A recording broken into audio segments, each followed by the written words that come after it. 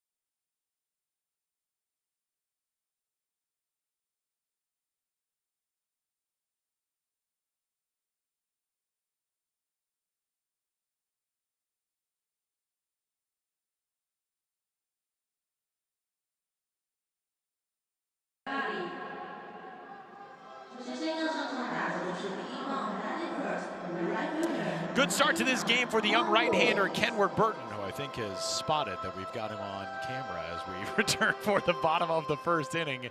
And Juan Diego Montes is going to start the first at bat of this game.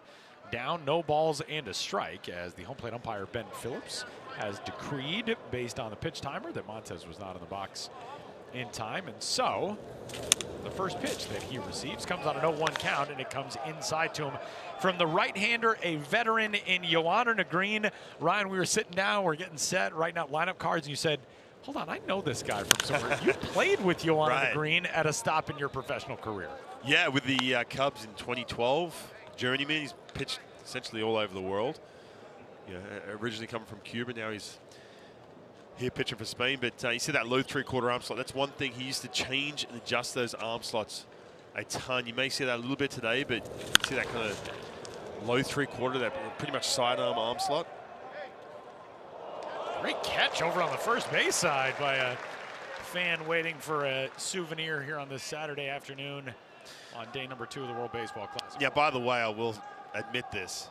If I'm sitting here saying, oh yeah, teammate of mine, chances are you're pretty old. 40 years old, oldest guy on this roster. Good to see him still doing it for us 40-year-olds. Popped to short, 1 up and 1 down as Edison Valerio is there to retire Juan Diego Montes. And we take a look at the starting 9 for Sandor Guido's Nicaragua team here 1-0 after yesterday. Yeah, pretty similar to yesterday. Couple changes. The one guy, the hero, taking over, Roland Rivera behind the dish, but pretty much the same look as yesterday. I mean, not a whole lot you can do. Still waiting for those guys. You want to get those guys, firing it and get some offense going. Took him a long time against Dylan Unsworth yesterday just to string those hits together, but that's the one thing too, Tyler. Loud contact from Brandon Layton, one driving, one down the line, it's gone! Brandon Layton crushes a solo shot with 1 out, and Nicaragua has the first run of the day and a 1-0 lead in the first.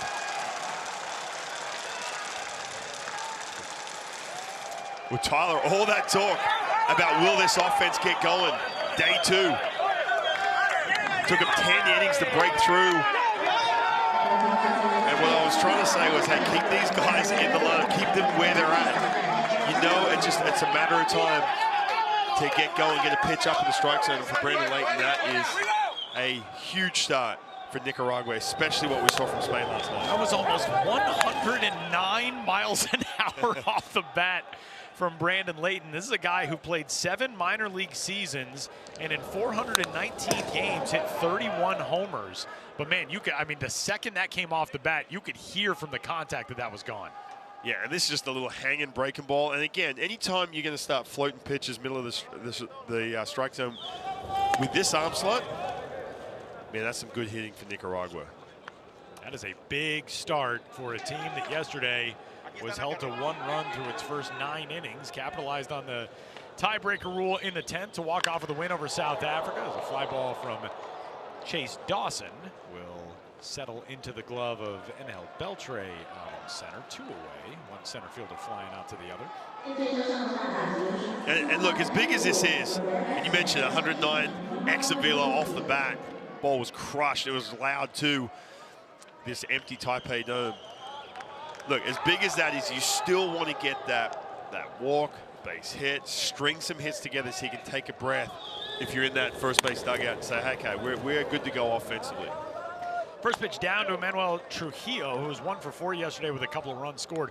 Ryan, we're some of the luckiest dudes on earth, and that goes without saying, the fact that we get to do these international baseball events. We've done a couple here in the Taipei Dome over the last 3 months, and one thing that we can talk about as the day goes along, the ball doesn't exactly fly here. So to crush a ball off the back wall beyond that seating section, that is a monster shot. And the 1-out homer for Nicaragua gets today's home team on the board with a 1-0 lead through 1.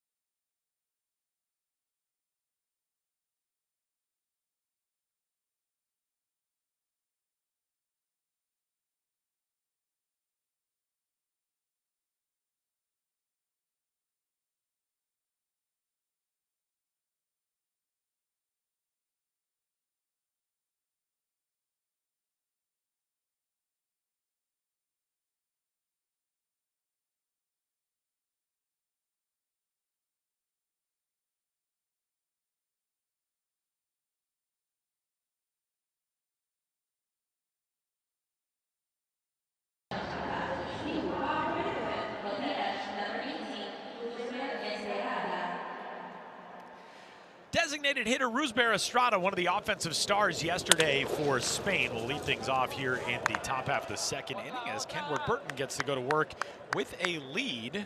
1-0 his advantage after the solo homer with one gone from Brandon Layton in the bottom of one. Rusber Estrada, outstanding work yesterday in his first 2 trips to the plate, 2 RBI singles. He walked and scored a run in the 5th inning.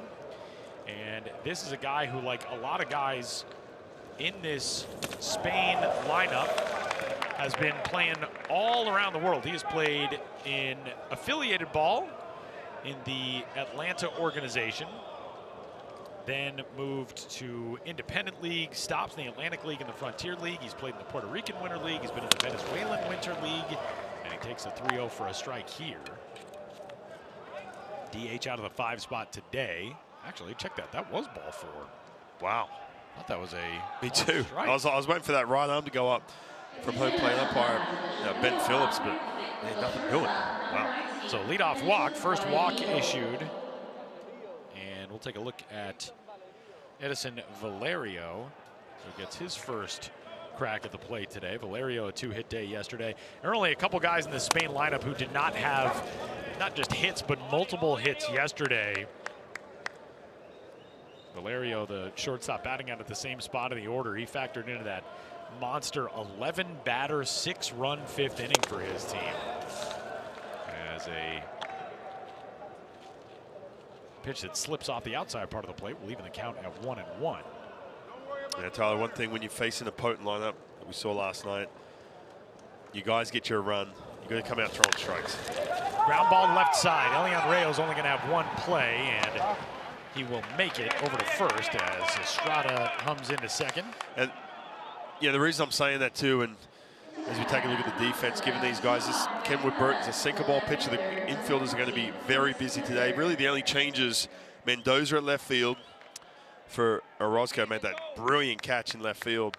Trujillo playing first base, Ronald Rivera. The 3 changes as we look at Spain's defense right now. But for Nicaragua, the biggest thing, you get that 1 run, come out of the gates, keep that momentum. These games are so big on momentum, especially early in games. You know, one thing yesterday, Ryan, talking about defense, talking about momentum, we saw really clean baseball in terms of the fact that we didn't see a lot of walks issued yesterday. There was only 1 combined error committed between the 4 teams yesterday. So teams that are doing a good job taking care of the controllable things. And I mean, this is, you know, right on cue. That is a great play by Kenwood Burton, who stares the runner down and retires Estrada himself for the second of the inning and erases a man in scoring position. Yeah, that heavy sinker we're seeing from Burton gets that ground ball again, but this is great. Just run straight to him, make him commit left or right. Nice play.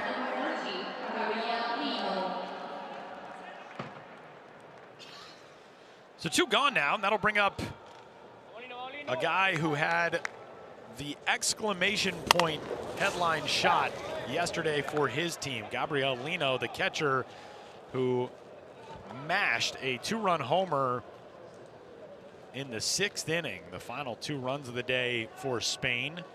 Put Spain at that point on track to run rule Chinese Taipei. And here's Nicaragua defense. Like I said, Mendoza in left field, change. Manuel Trujillo playing first base, Ronald Rivera. They're the 3 changes. Again, Ronald Rivera, hero in the 10th inning, getting a chance to play day 2. Runner out from first, and the throw to second is in time to get him. That's a nice job by Brandon Layton, who received that throw kind of in the midsection and is able to slap the tag down for the final out of the inning. So the caught stealing will erase Chris Quitzer and will send us to the bottom of the second. Nicaragua with the early lead, 1-0 over Spain.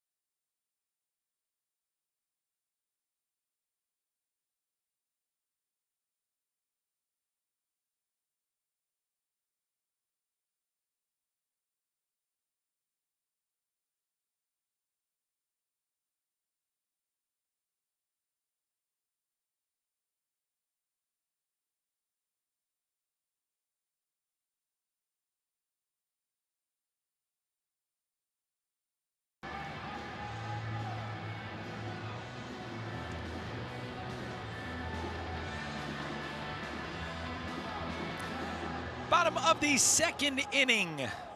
Back at the beautiful Taipei Dome here in Taiwan. Spain and Nicaragua squaring off for the first time of a potential two matchups here at the World Baseball Classic Qualifier in 2025. We can kind of say that about any of these games because one team, after the first 3 days of this qualifier here in 2025 and next week's qualifier in Tucson, one team will move on. First place team will punch its ticket to the 2026 World Baseball Classic. And coming up on Tuesday, we will have a showdown between the second and third place teams in this group with a trip to the 2026 WBC on the line.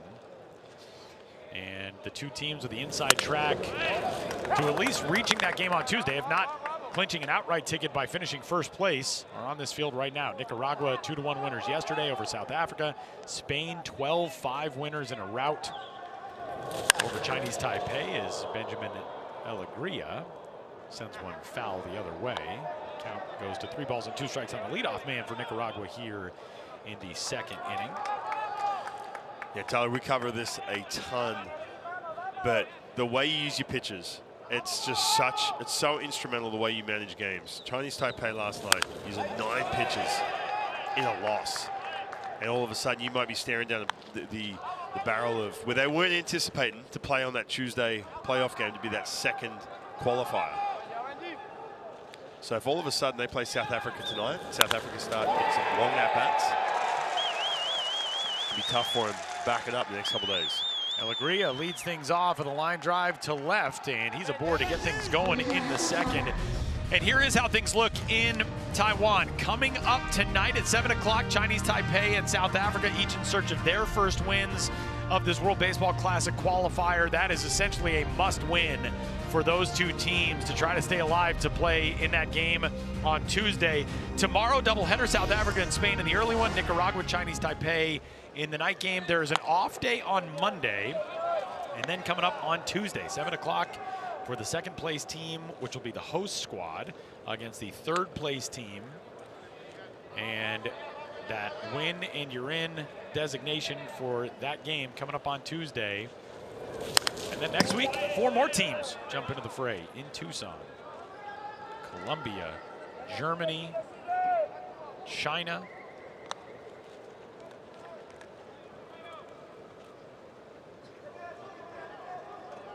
and the 4th team, Brazil. Brazil's the 4th team.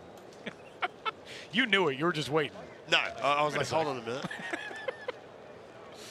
Those are going to be some fun rosters. We were talking yesterday, Andre Agassi and Steffi Graf's son will be pitching for Germany. The guy who pitched at Southern Cal in his collegiate career. A former member of the Germany U15 Baseball World Cup roster, who I saw in an event all the way back in, that would have been 2018 now, I believe. Tyler Russell, he's going to be a member of that Germany squad, a guy who grew up in Germany and is now playing his collegiate baseball at Florida State. Brazil, really interesting guys across that lineup. Colombia's got a lot of big leaguers across their lineup, of course. So, fun group of rosters for the Tucson qualifier, which will get going coming up next week. But here in Taiwan, runner off, and the 3-2 pitch fouled off by Elian Rayo. We are kind of just getting started, it feels like. As game number 3. Sandor Guido, the manager for Nicaragua, that ball came down off of the netting, and one of the ball boys came out of the first base dugout to try to play it, and Sandor Guido jumped and sort of picked it off over his head and then boxed him out on the rebound. It was a nice play by the Leon native Nicaragua manager. Runner off again, and a bouncing ball squibbed foul first base.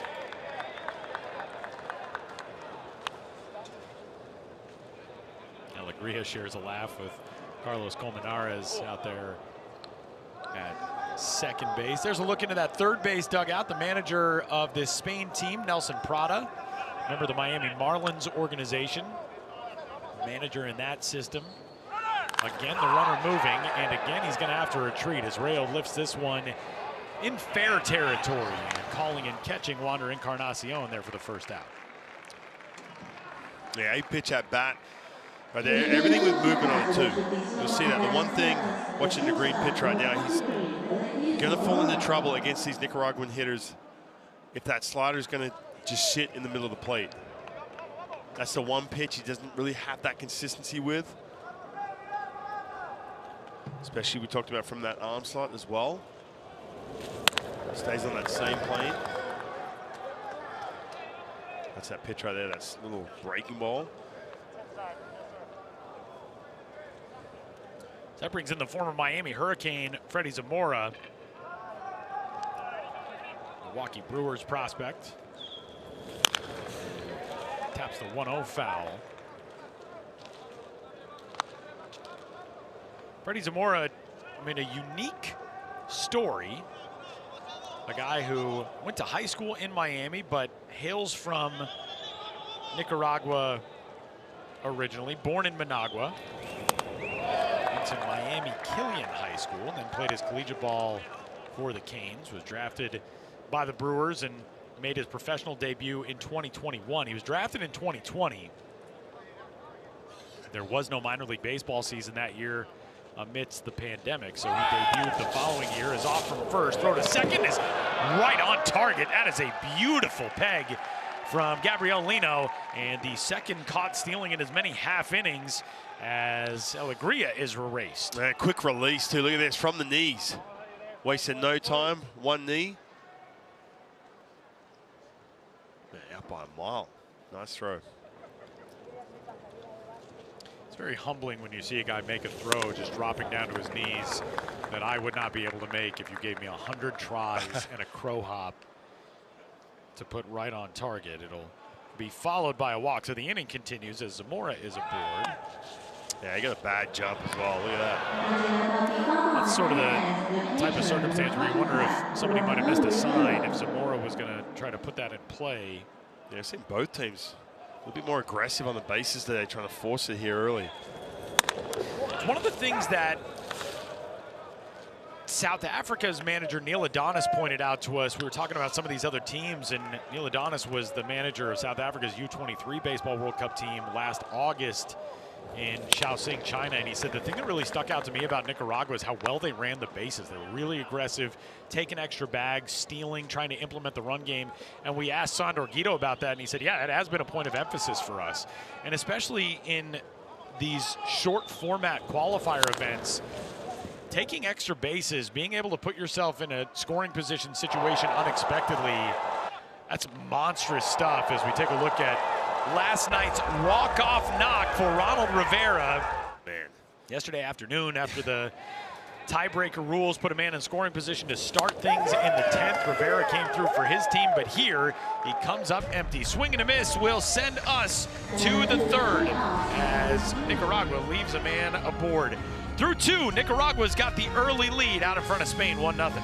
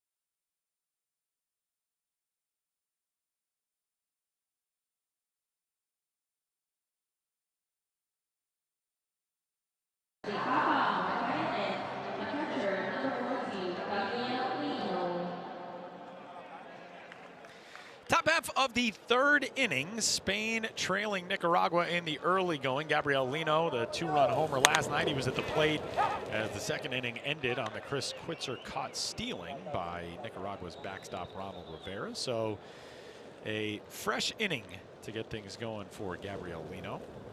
Goes to work against the live right-hander, Kenward Burton. Burton is listed at 6 foot 196, but long levers. I mean, that leg kick, and he's got a good whippy action with that arm. Puts it down to 1-2 on Lino. And good movement on that fastball too. Seen plenty of balls just beat into the ground.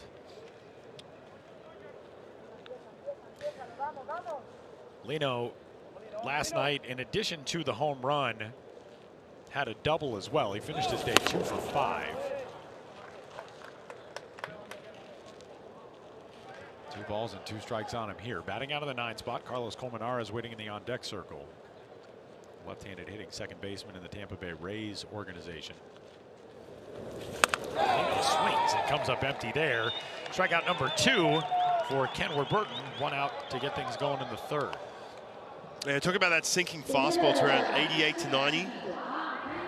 Yeah, below average RPM, so it's got that good movement. And then he just mixes in that little sweeper. He's looked good so far, only 29 pitches.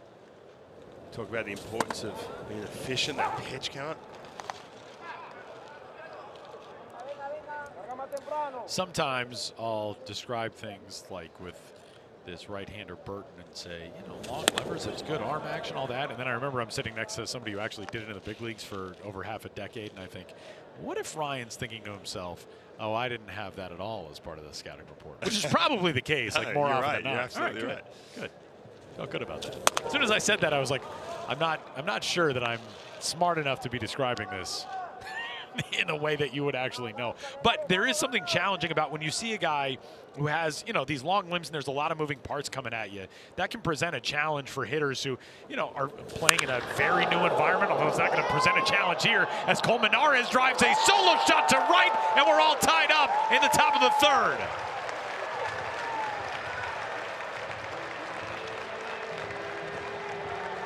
Carlos Colmenares yesterday, a single, a hit by pitch.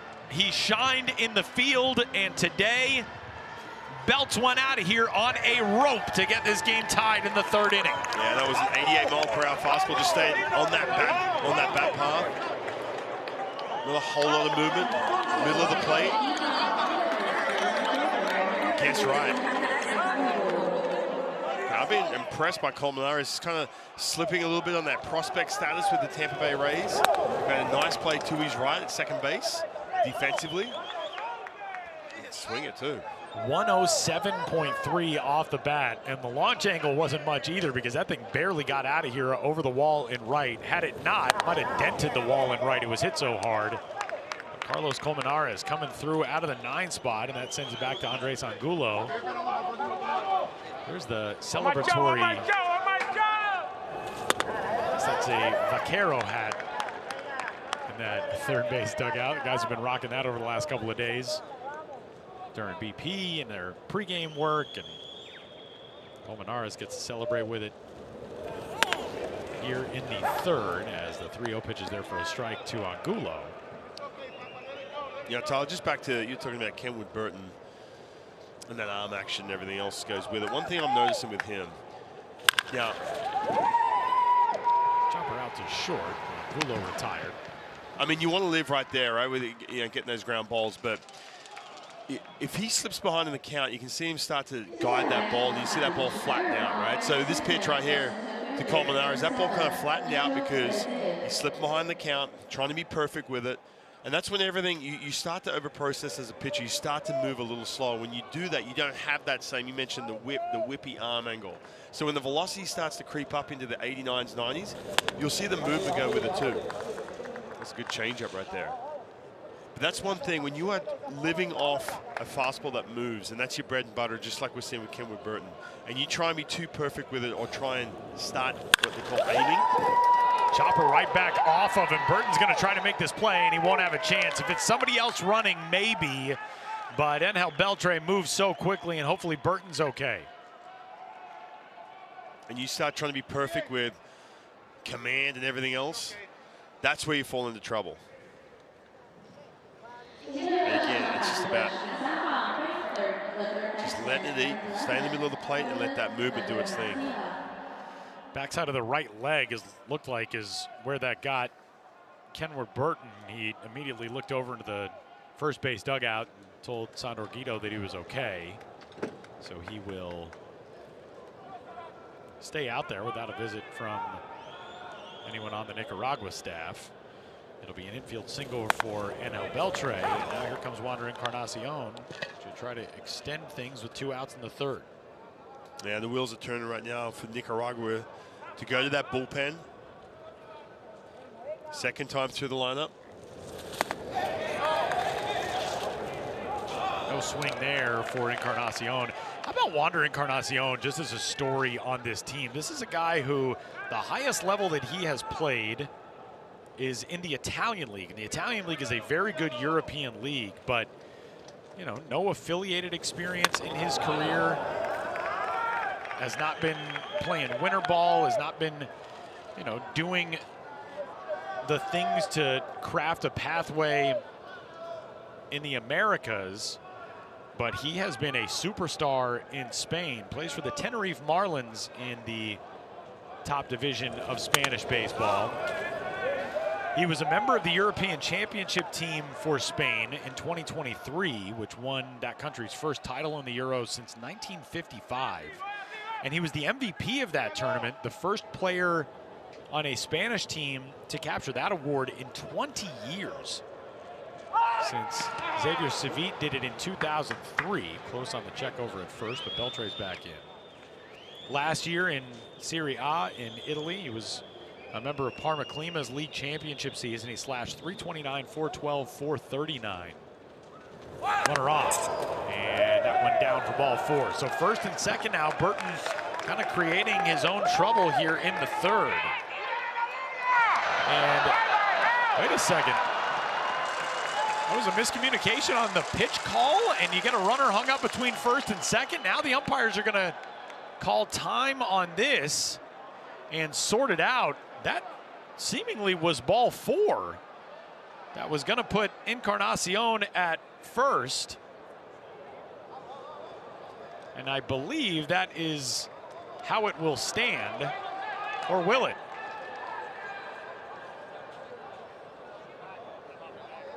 Do we have a situation with the count? Tyler, I've got to tell you, man, we've seen our fair share of umpire miscues, some reviews already. Game 3. And man, that will result in an out on the base paths. Here is another look at it. I mean, that seemed to be ball 4. And what happened is, yeah, that's a weird miscue by Angel Beltre. Beltre got caught up. I didn't realize that Beltre had made it to second base and then turned back to first. Thought he just was still between the bags, and that's when he got tagged. Man, that's a weird one. And Spain bails out Nicaragua, runs into an out on the base paths. We're tied going to the bottom of the 3rd.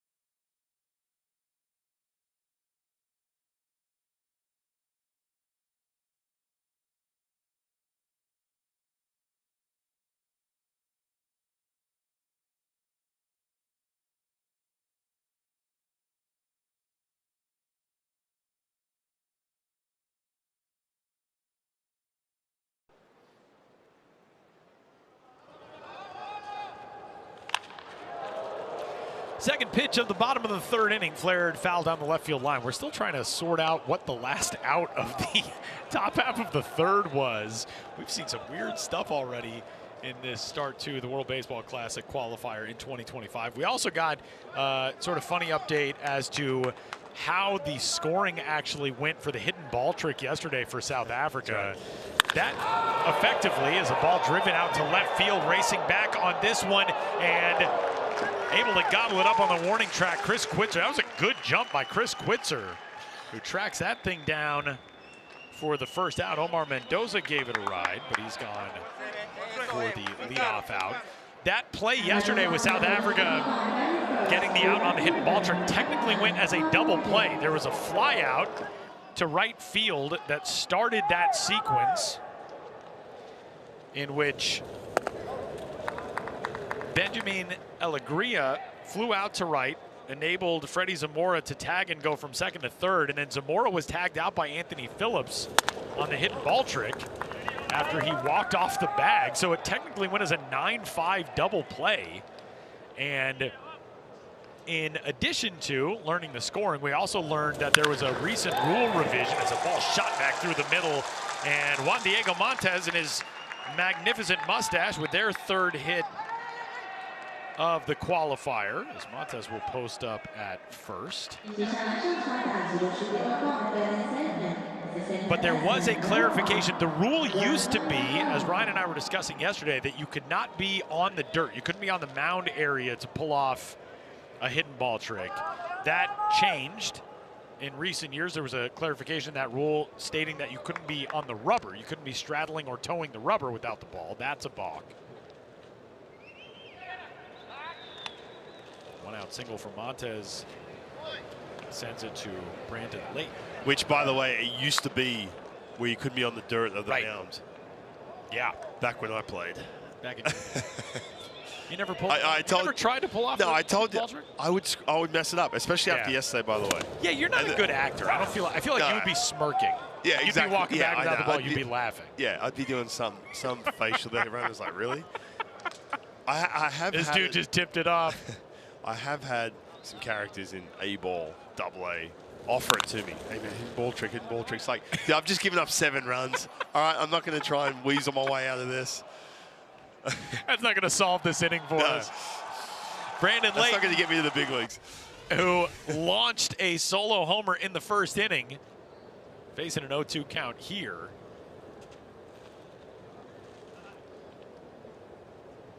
Montes bluffs it first, holds there. Just back on the hidden ball trick, I did admit to you yesterday, and I said this during the game, I didn't even know the rule until I was done playing. In regards to pitchers with being on the mound, or now actually being engaged on the rubber, I had no idea. So I would have messed that up. Pop foul and playable first base side. Lino will toss the mask and make the grab. Layton retired. And with 2 gone, it brings up Chase Dawson as Juan Diego Montes will return to first. Yeah, Tyler, I said this earlier in the game. Yeah, Brandon Layton hits that home run. And you're like, all right, sweet, we're on the board. That's great, one run.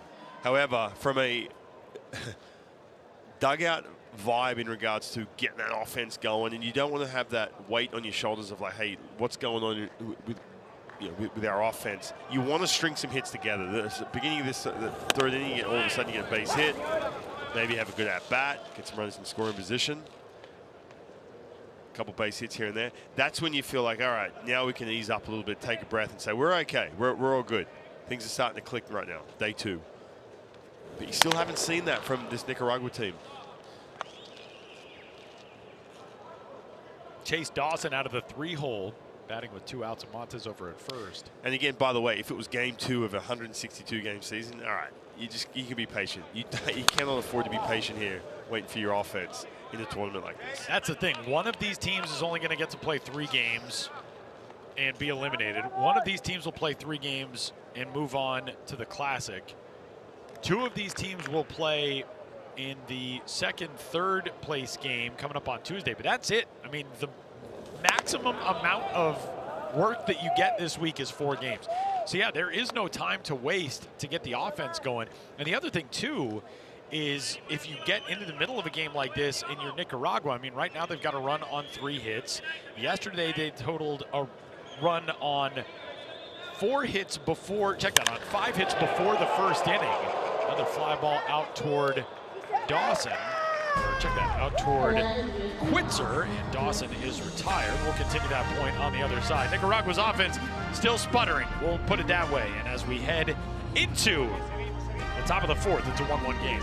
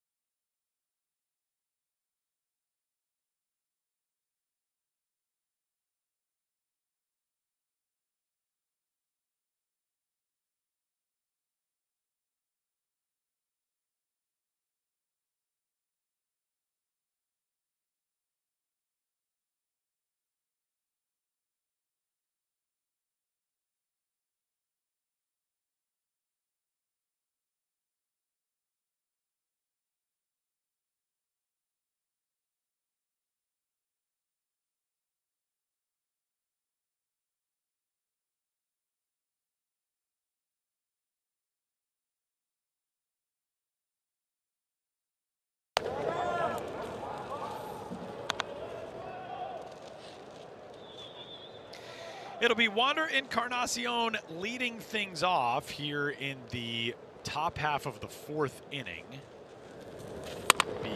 No, check that. So this gives us a little bit of an inkling as to what happened, because Wander Encarnacion would be at the plate if that went as a caught stealing for the final out of the inning. So that did go as a walk to Wander Encarnacion. And Jesus Ustaris is leading off the inning. So presumably the out was recorded because Angel Beltre went to second, then turned around and started to go back to first. So that's, man, it is very much a, you can see something new every time you go to a baseball game, because I have never seen that before. A guy turning around and going back to the first base bag. But what we were talking about in the inning break is I would have thought it's just a dead ball in that circumstance. But I guess once you establish that you have reached second base, I have to break out all of our umpiring friends, send some texts around the globe and say, yeah, it was definitely strange. This is a big strikeout. Well, we're going to get another look at it right here. So basically, let's see this. This is ball 4, bat flip, get up the line. Yeah, I'm thinking, first of all, I think the Nicaraguan infielders fooled him and said, hey, look, foul ball. I think you're right. Touched the bag, engaged with the bag, and then walked off the bag. Because that's the only reason you would turn around. Right. If somebody said, hey, it's a foul ball. Yeah, yeah, for sure. Because otherwise, I mean, if it was strike 3, you've cruised in on a successful stolen base. If it was ball 4, you made it to the bag. The only reason that you would turn around is somebody said, hey, foul ball. Yeah, for sure. I don't think I've ever seen, I've seen guys try, hey, it was a foul ball. And it, you know, like, obviously you're not going to take that word from a player on an opposing team. I don't think I've ever seen a dude leave, try to go back to first, and then get called out. And you know what, too, Tyler, as we watch this game go along, that inning and that play could be crucial for Spain, and for a couple of reasons. Number one, Kenwood Burton was starting to fatigue, and not so much physically, but mentally. All of a sudden, he was on the ropes. The command had gone. He started spraying the ball all over the place. Now I can go back to the dugout, press the reset button. I've been there before, where you're on the ropes, you go back, you just take a breath, say, okay, I'm going back out for this inning. And now we've just seen 2 punch-outs, 2 really good executed at-bats from Kenwood Burton. So a situation like that, now all of a sudden he's going to eat up this 4th inning, saves that pitching just a little bit. But this is huge for Kenwood Burton, the fact he's back out in the fourth and making really good pitches. Yeah, 2 strikeouts his first 3 innings combined, and he's got the first 2 here in the fourth. And not to mention, too, the middle of this lineup where we saw do all kinds of damage, driving in 6 runs last night. Edison Valerio batting now, 0-for-1 with a ground out to third in the second inning. Man, strange.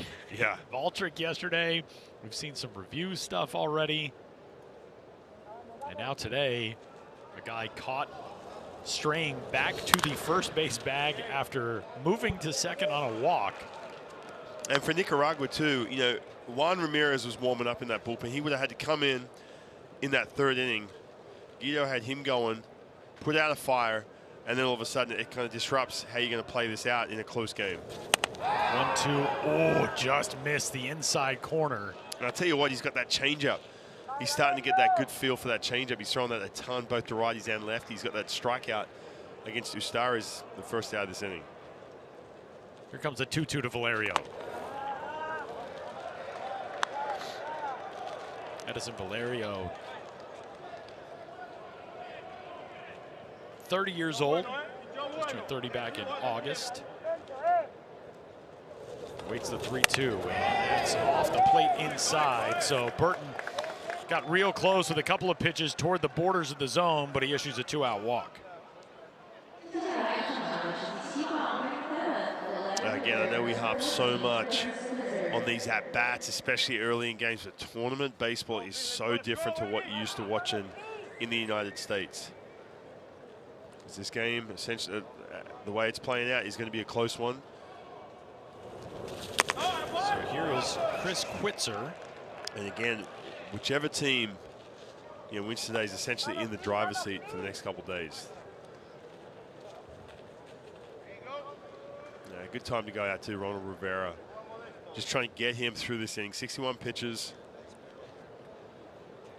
Get through 4, and then you can line up that bullpen, structure that bullpen way easier to get those outs. Len Picota, the pitching coach for this Nicaragua team, out to talk things over with the young right-hander Kenwood Burton. Man, it is, I mean, again, we touched on this off the jump, but for Kenwood Burton, a guy who has only pitched in the Nicaraguan League back at home, right, to get tasked with starting against an offense that just put up 12 runs on 15 hits against the world's #2 last night, and to come out and throw the way that he has, this is a really impressive performance by Burton. And the other part is, too, I mean, it's just so many unknowns. Ground ball right side. Chris Quitzer will bounce out on a 1-0 pitch, and that will send us to the bottom of the fourth. Impressive starts on each side for the young guy, Burton, and the veteran, Negreen. And we head to the bottom of the fourth in a 1-1 game.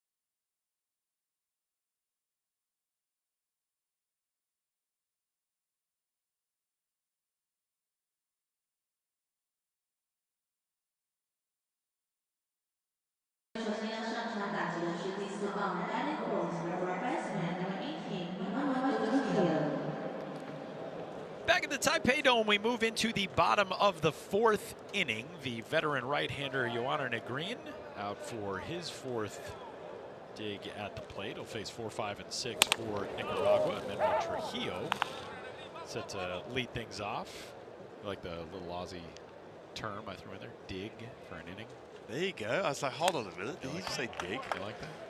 I never heard that until I moved down there. Worked for the Australian League, their first season. Yeah, he threw 3 digs. Yeah. I forgot about that. Tyler, I think I told you this January I went down with Major League Baseball players alumni. It was a quick strikeout right there. Man, both starting pitchers in a rhythm right now, 1-1 game. Just the second strikeout for Negrin. And down there in January, I had Grant Balfour with me. Yeah, him and I are very close, good friends, and it was good to have him down there. It's great for the kids, right? We hosted these free camps. Big thanks to the MLB players, alumni. And Grant, just every time I looked over, was just giggling to himself. You remember Grant Balfour, one of the crazy, on the mound, all the Balf rage. 10 years in the big leagues, MLB All-Star, but he's known for being crazy on the mound. And there he is giggling like a kid. And I said, what are you laughing at? He just said all the Australian terminology. He hadn't heard it for so long, It was funny. Ooh, yeah, good times. I will say, learning the different baseball terms down there that I had never. Yeah. Dig is one that I brought back, though. I was like, you need another word for inning sometimes. I like dig. Dig is a good one. 1-2 pitch is roped foul.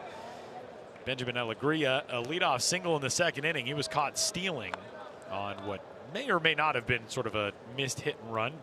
If it wasn't, he just got a poor jump from first. Alegria, the DH, out of the 5 spot today. And a tapper. This is going to be a tough play left side. Edison Valerio gloves and can't make it. So an infield single for Alegria, his second hit of the day.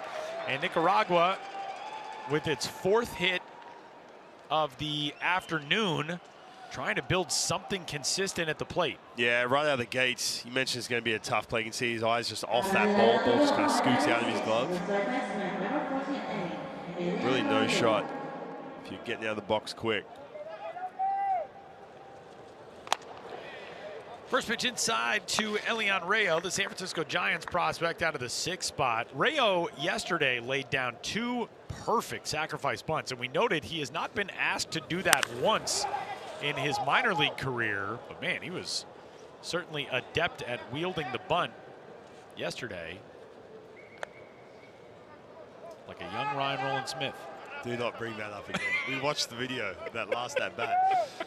Wow. We watched it. That was embarrassing. The best part was San Francisco Giants play-by-play legend Dwayne Kuiper just wearing you out afterwards, saying, that might be I've never heard, by the way. That might be the first time Roland Smith's ever tried to bunt in his life.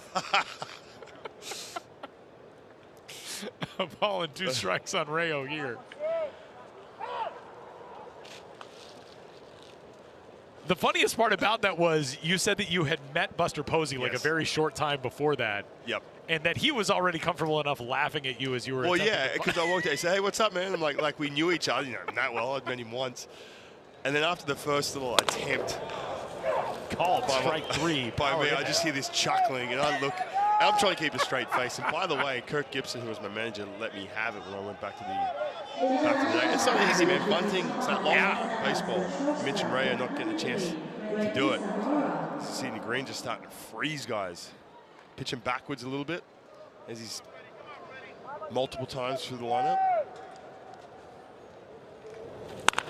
So 2 gone, bouncing ball left side, nice knockdown on the backhand by Wander Encarnacion, and the throw in time on a couple of hops to get Freddie Zamora. That is a great play by Encarnacion, who has been outstanding in the start to this qualifier. We will take a 1-1 game into the 5th inning at the Taipei Dome.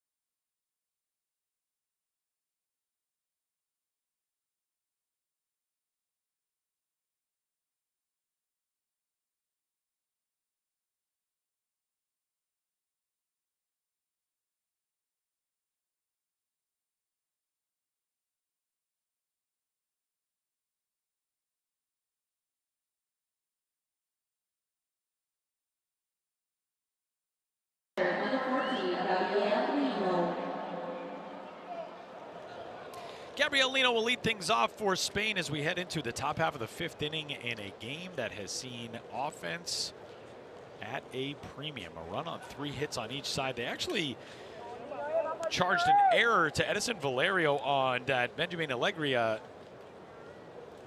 bouncer in the bottom half of the 4th. That's the first error of this game on either side. And a first pitch check swing, a called strike on the leadoff man, Lino. I'll tell you what, Tyler, I love the fact Ken Burton's back out there for the 5th inning. What a performance already.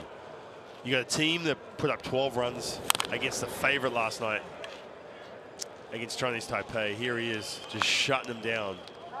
By the way, I've got this little backstory on Ken Burton. He's a fisherman. That's basically how he makes his money. He's a fisherman. He played third base. They converted him to a pitcher in 2021. And here he is making his debut on the national team, just punching tickets. Another strikeout. Nasty pitch on the inside part of the plate that freezes Lino. That's the 5th strikeout for Burton. And shout out to my new Twitter friend, if I'm saying this name right, Paulo Araquistine. Hopefully I've pronounced that correctly. He's giving me the insight here on this Ken Burton backstory. I love these stories. And again, we've talked about this a lot, whether it be the qualifiers or the World Baseball Classic itself. When you can get on this stage, if you Ken Burton, some of these Czech Republic players. Line drive to right field from Carlos Colmenares, who goes hunting that fastball and blasts it the other way. Colmenares now 2 for 2 out of the 9 spot and aboard with 1 out. Yeah, getting a chance to be on this stage. There's that changeup again. That's been a big weapon for him, but Colmenares, maybe he might move up in the order the next couple of days. Looking good in the 9-hole. You know what's interesting, Ryan? We talk about these stories, and as Sandor Guido comes out, we may see a pitching change here. Yeah, Guido is going to go get the ball from his righty Burton, but man, what an effort by Kenworth Burton today. Outstanding work from the young right-hander who yields just 1 run on 4 hits through 4 into 3rd, and will head to that first base dugout with a smile on his face. Pitching change for Nicaragua here in the 5th.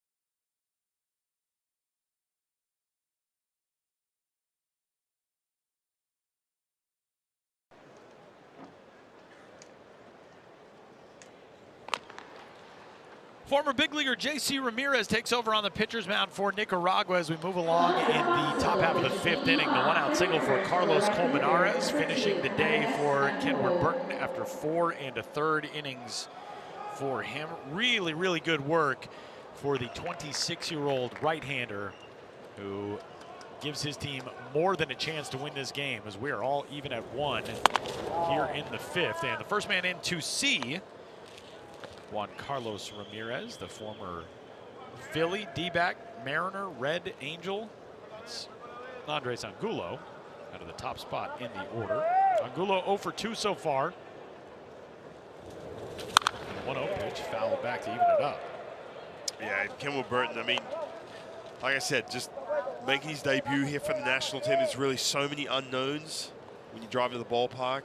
Is he going to give you a 1? And all of a sudden start walking the house, fall to nerves. But man, he bent a little bit but did not break. Got some help out from his defense. Spain running into some base running issues. Then he handed over to no experience to a guy who's got pitched part of six years in the big leagues, 26 starts. And man, what an asset for this coaching staff and for Sandor Guido to be able to turn in a dicey spot to a guy who spent parts of 6 years in the big leagues. Off at first, there goes Colmenares, swing and a miss, throw to second, not going to be in time to get him. Stolen base for Carlos Colmenares, who puts himself in scoring position, but 2 gone now after the strikeout of Angulo, and it'll bring up Beltre. Yeah, it's a good base running right here from Colmenares. You can see J.C. Ramirez just kind of fell into the same rhythm, same timing. Come set, 1-2, pick up his big leg kick. Colmenares had that stolen easy, now all of a sudden in scoring position. So 2 gone and an RBI chance here for Angel Beltre. And first pitch swinging, taps one foul. You know, Ryan, before we went to break, we were talking about somebody like Kenwell Burton and the storylines of guys like that. Player converted from corner infield spot, turns into a pitcher. Now he's pitching on one of the biggest stages in baseball, and the stories that come along with guys like that. A couple of years ago, it was Duque Hebert for this Nicaragua team who pitched his way to a professional contract with the Detroit Tigers when he pitched in the main tournament in 2023. He struck out Juan Soto, Julio Rodriguez, and Rafael Devers. After that strikeout of Devers, it felt like it was just a few minutes later he signed his deal with the Detroit Tigers. A cut and miss, probably was 1-1 to make it 1-2. And there are so many of those storylines, not just in the World Baseball Classic, but in these qualifiers. And I'll tell you, I had a KBO scout reach out to me yesterday about Wander Encarnacion with what he's been able to do already through the first day for Spain. I mean, there's some impressive talent on display, and J.C. Ramirez buries that one in under the hands of Beltre, flailing for the strikeout. That'll end things in the 5th.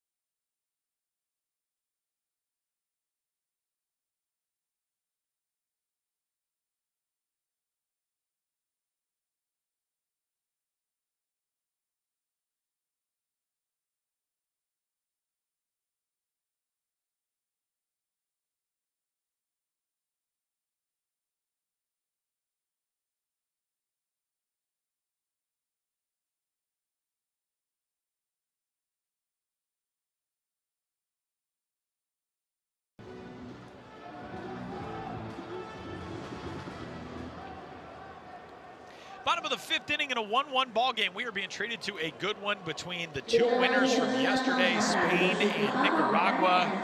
Tyler Ron, Ryan Roland Smith back inside the Taipei Dome as we head to the bottom of 5. It will be 8-9-1. Ronald Rivera, the hero of yesterday's game for Nicaragua, the walk-off single in the bottom of the 10th inning, leading his team to a 2-1 win over South Africa, and trying to get the offense started here on a Saturday afternoon. It'll be Rivera out of the 8th spot, then Omar Mendoza, as Rivera bounces this one out too short, where Valerio will hoover it in, 1 away. Brian, we're talking about some of the storylines of guys who have played in the World Baseball Classic and past World Baseball Classics who have found their way to professional contracts. I noted Wander Encarnacion already starting to get some interest with what he did yesterday offensively. Thankfully, by the way, Encarnacion left that game after grounding into that double play. It looked as though he had maybe been cramped up. We were hoping it was not an injury. He's obviously back out there today, so good to see him back out there. But these are the opportunities that the WBC provides for guys who have, maybe found their way out of baseball or have never gotten that first big look. Yeah, and look, let's not make no mistake, right? It's one thing you want to play for your country, get back to the World Baseball Classic, national pride, and everything else. But however, from an individual standpoint, literally, I've been on teams where 70% of that roster is going into a situation.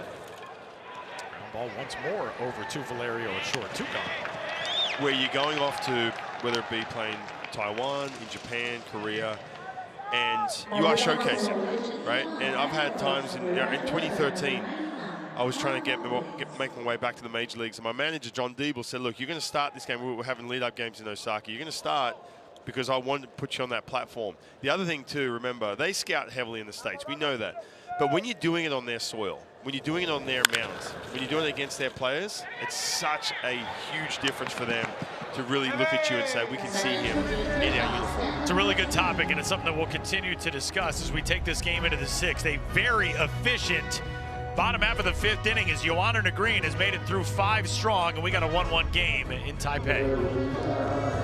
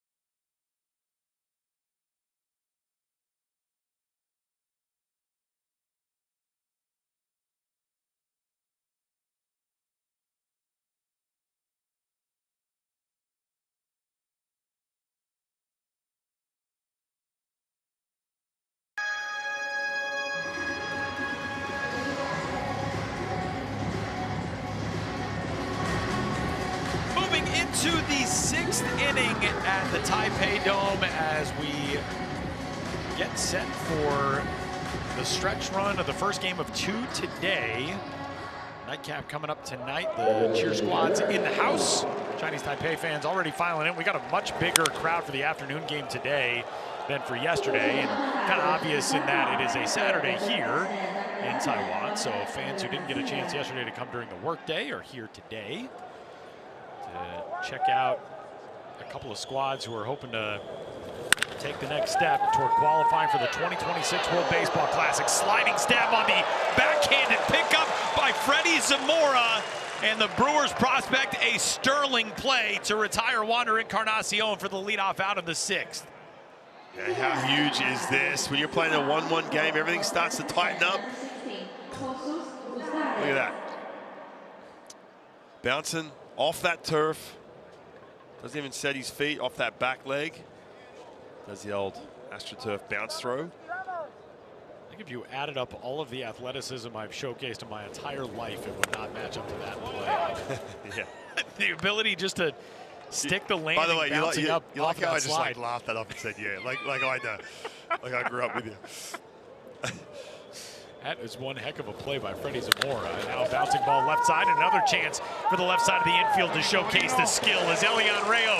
First it's the Brewers prospect, then it's the Giants prospect. And 2 away on 2 terrific plays by the Nicaragua left side. Again, it's going to come down to the little things. This is a situation where you try and rush this throw. We're going to look at the first play at shortstop, where you sort of double clutch, you hesitate.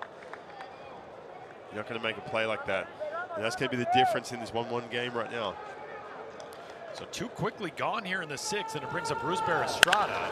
And Estrada first pitch swinging. Lifts one out to center field. Chase Dawson on his horse to the warning track. Pulls it in at the fence and hangs on.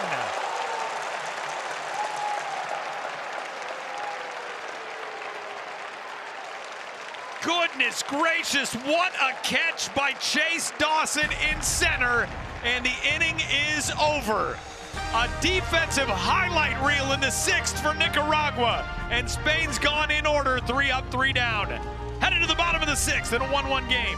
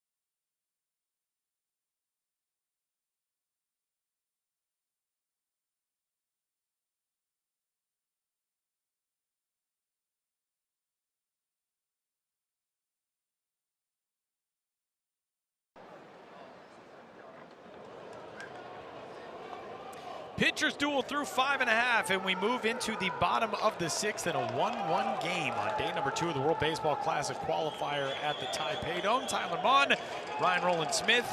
It is still the veteran Yohaner Negrin out there on the mound for Spain as the first pitch is in tight to the leadoff man, Brandon Layton, here in the bottom half of the 6th inning. Layton has provided everything in the run column for his team.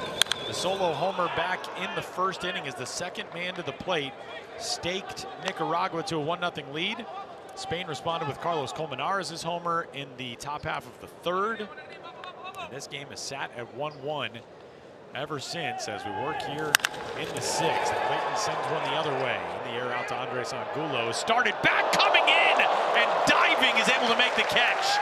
Man, that was nearly dangerous for Spain, because if that thing gets down with Angulo on the dive, Layton can run forever, but instead it's a highlight reel grab. Man, the gloves are coming alive here through the 5th and 6th. Yeah, how about that? Again, it's a little self-inflicted, but still good recovery, especially with we're dealing with the roof, some of these white seats in the background. But you can see these at-bats too, Tyler. All of a sudden, both teams starting to get a little bit more aggressive, trying to push the issue, tightening up a little bit, because 1-1, just not getting anything going offensively, both teams. So it brings up Chase Dawson, who made that sterling play at the wall in center field for the last out of the top half of this inning. And man, that is a great job by Angulo to be able to adjust and get there. And I mean, even at the last second, the way he kind of flung the glove out, Angulo had misjudged it a little bit, even on his pursuit in of that ball. Chase Dawson yesterday, hitless in 4 trips. He's 0 for 2 so far today. A unique storyline on this Nicaragua roster. He is a resident there. He has played the last couple of seasons in the Nicaraguan League. He hails from Indiana originally, but now a member of this Nicaragua national team and hitting in the heart of the order.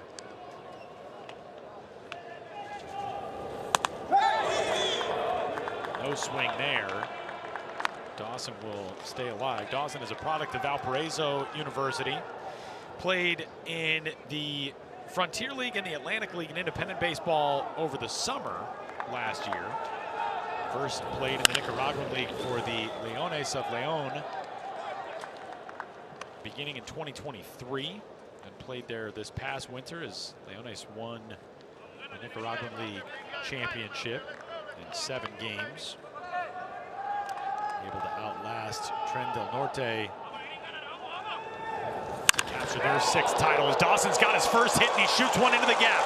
Chase digging around first base, will head for second. Cut off in the alleyway by Beltre. Dawson will hold up at second. He's got himself a 1-out double in the 6th. You can see him rounding that bag. We talked about everyone tightening up, trying to do a little bit too much in these at-bats. And you could have walked yourself into a situation where you tried to push it to get to third base with 1 out, but nice piece of hit. I was kind of surprised the Green didn't go back to that changeup. That's been such a good pitch to these lefties. 2-2 count. He opted to go fastball, missed the middle of the plate. Now all of a sudden he's 80 pitches. Remember, the limit is 85. And then that is all she wrote. You have to make a pitching change. And we're going to get a pinch hitter here. Elian Miranda in place of Emmanuel Trujillo. Miranda was in the starting lineup yesterday, playing first base. Just trying to win his position back. Coming up big right here, base hit. Nicaragua can take the lead. Miranda went 0 for 4 with a strikeout yesterday. Dances out of the way of that pitch, and it's 1-0.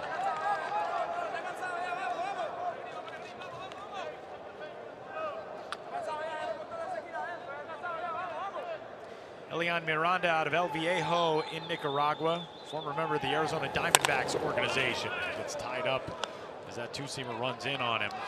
And look, easier said than done, but this is offensively where you have to have those good at-bats. Grind the Green into the ground here. He's obviously fatigued a little bit. 82 pitches deep. By the way, we're in February. Nice pick over at third by Dorian Garcia. Here are the pitch restrictions, and Ryan, this is what plays such a big factor in how you manage your staff. It really does, and obviously you see highlighted the 2 consecutive days, but the big one really is the 50-plus pitches. Yeah, and again, we kind of get past that. That was day 1. And then the 30 pitches, it's that day off. So we saw Chinese Taipei last night with 9 different pitches. If they have to empty that tank again tonight, man, they've got some issues going into day 3. Swinging a foul tip that escaped the glove of Gabriel Lino. Yeah, because the other restriction that's listed on that board, the limits of pitching back-to-back days. You pitch back-to-back days, you sit out at least the following day. So for Chinese Taipei, yeah, you got 8 guys who came out of that bullpen who, if you use them today, they are not available tomorrow against Nicaragua. 1-2 pitch, right side, and speared over there by Jesus Ustaris. It will advance Dawson to third. So the ground out by Miranda at least moves the man along. But with 2 away now, the task will fall to Alegria. And that is going to do it for Yohanner Negrin. He finishes at exactly 85 pitches. Reached the limit, and his day will end there. 5 2/3 innings for the 40-year-old right-hander. And Yohanner Negrin will leave with a man at third, looming as the potential go-ahead run for Nicaragua. Terrific work. Spain goes to the bullpen.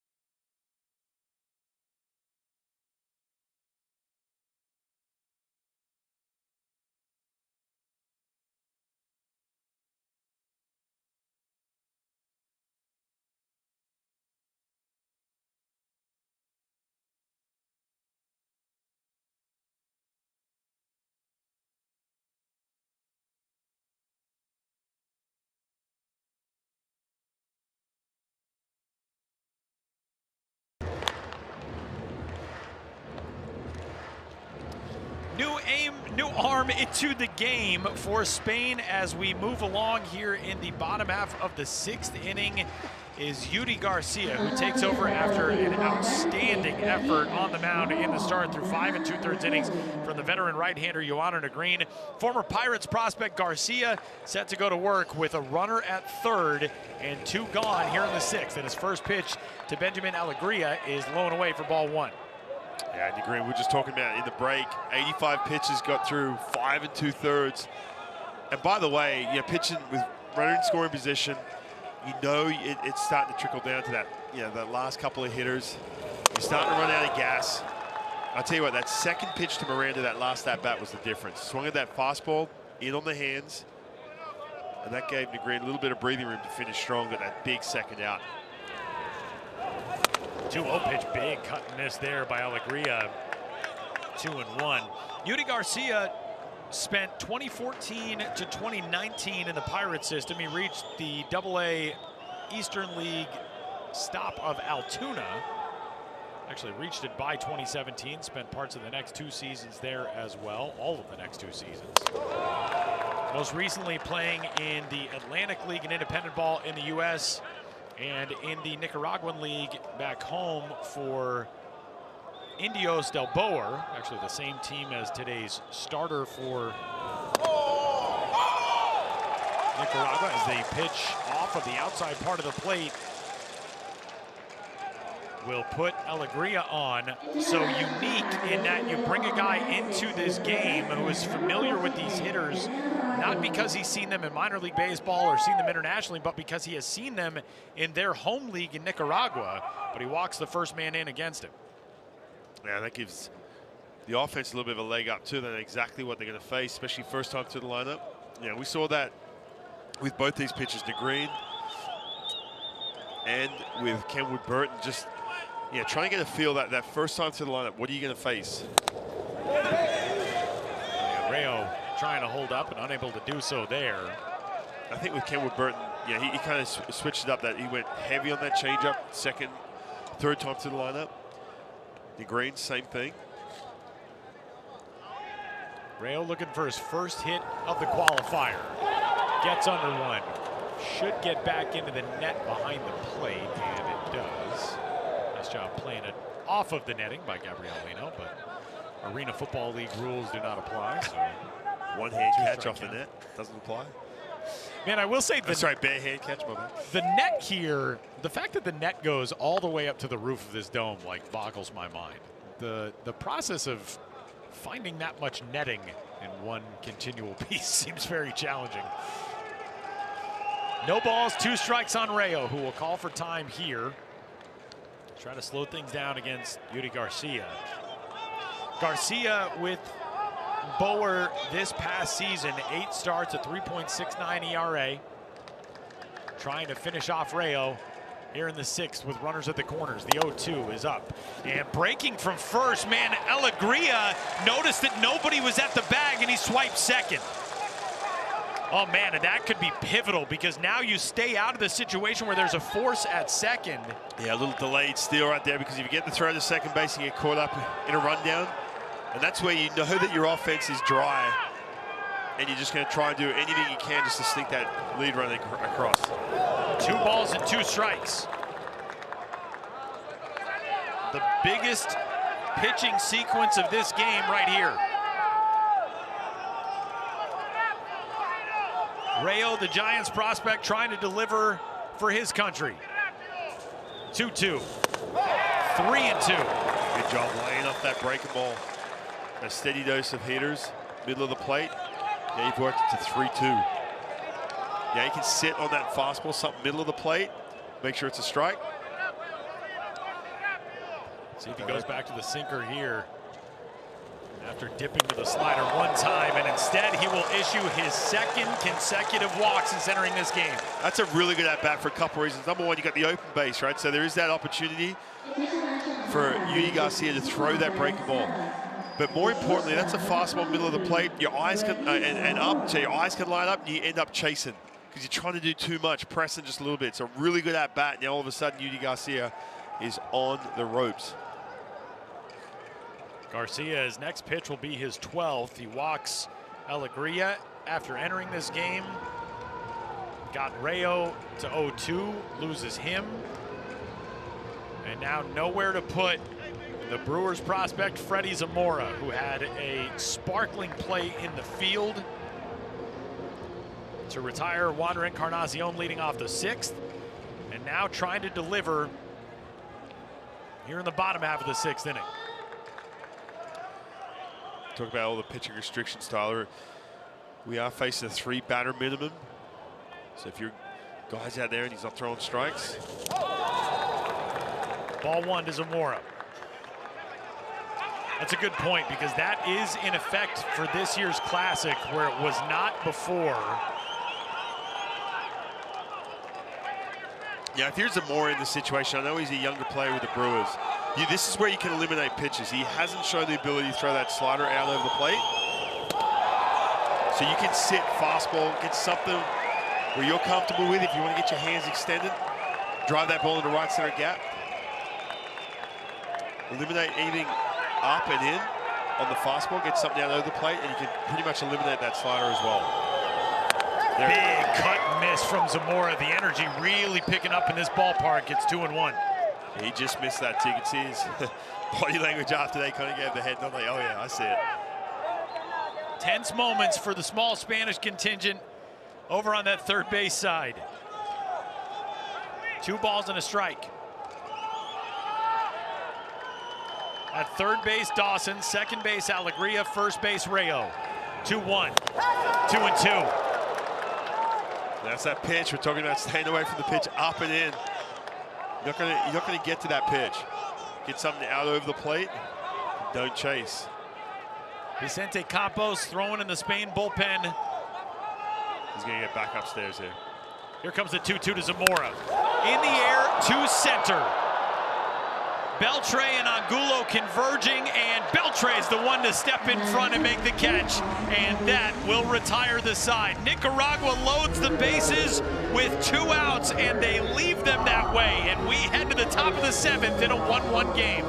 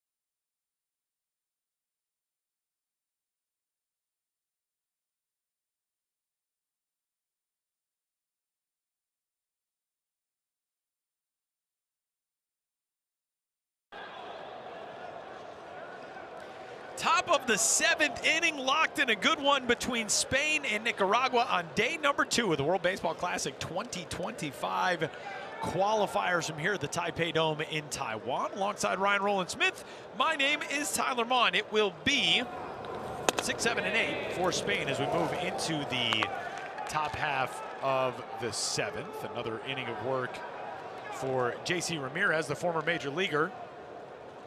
This will be his second full inning after entering following the 1-out single for Carlos Colmenares in the 5th. And Ramirez has retired everybody he has seen. He got a lot of help from his defense last inning. 1-1 pitch to Valerio, in tight on him, 2 balls and a strike. Valerio was one of the 3 walks issued by Kenworth Burton. None of those ended up coming back to harm him. The only mistake that Burton made was allowing Carlos Colmenares to drive a solo homer out of this yard in the 3rd inning and tie things at 1 as a pop foul toward the first base dugout that just gets into it. I'll tell you what, we saw some good defense in that 6th inning by the Nicaraguan team, but J.C. Ramirez, you kind of write, you script this out. You have Kenwood Burton giving you a good start. J.C. Ramirez, one of your big arms out of the bullpen, and you look at this and okay, if we can take care of this game, it's 1-1. If we can get 2 or 3 runs, do we let it ride with him, guy who's back up the middle, picked on the shortstop side of the second base bag. What a throw by Brandon Layton for the first out. Everybody's going to get a highlight on this Nicaragua defense. Man, it's the little things too, Tyler. It's the playing good defense, don't make mistakes. But how about, you mentioned the highlight reel, 4 plays in a row. Look at this. The other side of the bag, no time to set your feet. Again, just using that turf to bounce it off.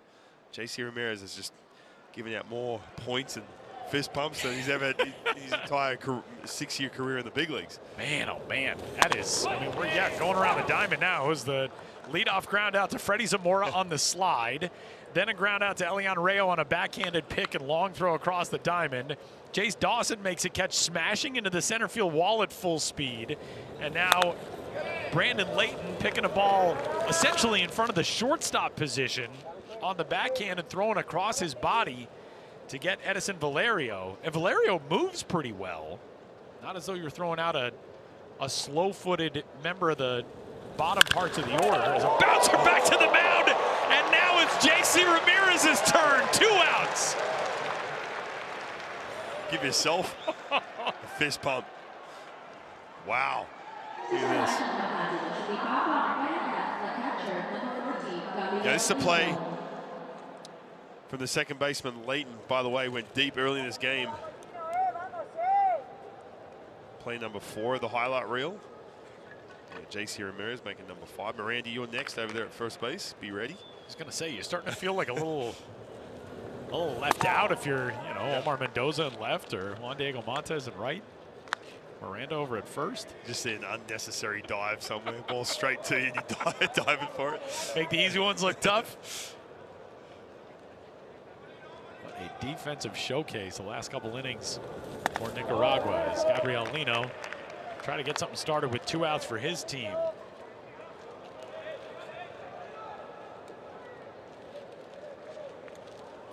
Shout out to the WBC social media working overtime right now in this 6th and 7th inning. I was going to say they posted the highlights from the 6th inning a moment ago. The hidden ball trick got all kinds of love yesterday.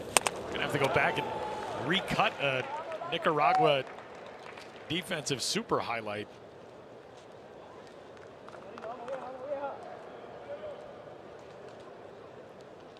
So 2 gone. 2-1 pitch on the way to Lino. Ooh, just missed there. 3-1. Again, going back to these pitch restrictions, you got J.C. Ramirez. I was trying to say this before.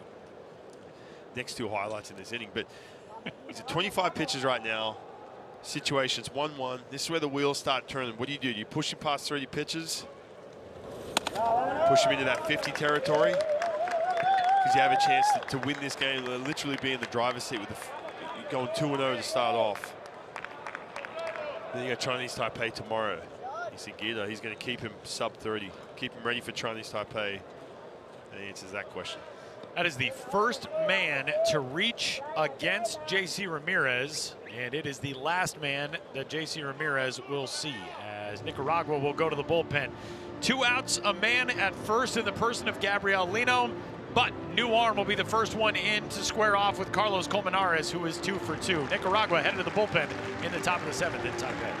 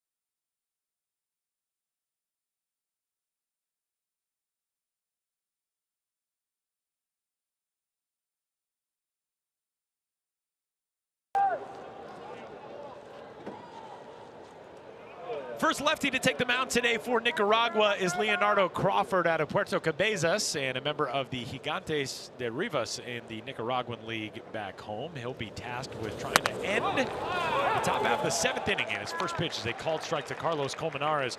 Colmenares, fully 50% of his team's hit output on the day today, and he has accounted for Spain's lone run, a Spain offense that generated 12 runs on 15 hits against Chinese Taipei last night. Today has been limited to a run on 4 hits against Kenworth Burton, J.C. Ramirez, and now squaring off with Leonardo Crawford.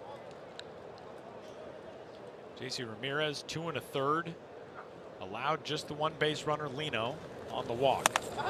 Cut and miss there to make it 1-2 as the count goes in Crawford's favor. Good pitch, 88 in on the hands. 1-1 count. You see how Colmenares being aggressive for good reason. 1-2. Bouncing ball, foul, first base side. Thought maybe that was going to stay on the fair side of the line for Elian Miranda. Colmenares will get a look at another pitch, the 5th from Crawford. Leo Crawford, previous WBC experience, he pitched for 2 games, in 2 games for Nicaragua in the 23 Classic. 1-2.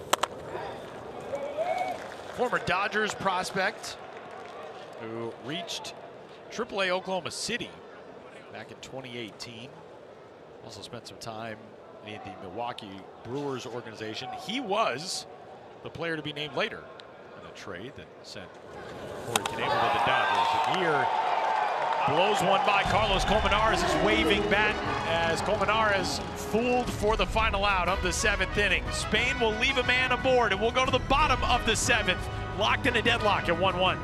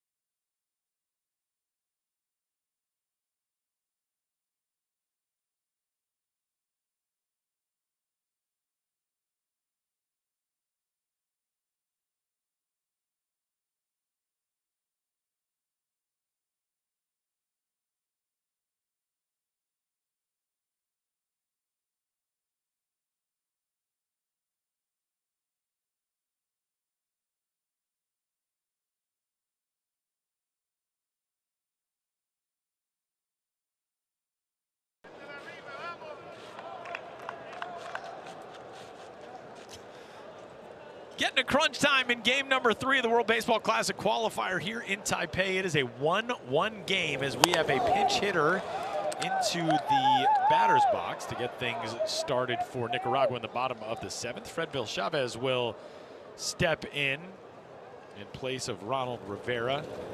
Fredville listed as a first baseman on this roster, pinch hitting in place of the catcher Rivera. Chavez for the 2nd straight day entering as a pinch hitter for his team.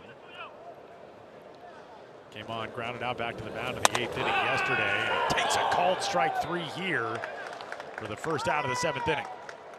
Man, Yudi Garcia living at the top of the strike zone, a couple swings and misses. And then this is that top rail over for a strike. Again, we haven't seen that good slider from him. when you came in that last inning. So again, you're going to see more of that right there. Fastballs middle of the plate. So 1 away. That brings up Omar Mendoza. Quiet day out of the 9 spot, 0 for 2. And Mendoza right on cue, serves one to left, a base hit. He tried to land it. Talking about that slider, that pitch is kind of hanging up there. Good hit. This copyrighted telecast is presented by authority of World Baseball Classic Incorporated and may not be reproduced or retransmitted in any form, and the accounts and descriptions of this game may not be disseminated without express written consent. Back at the top of the order, and Juan Diego Montes, who is 1 for 3 out of the leadoff spot.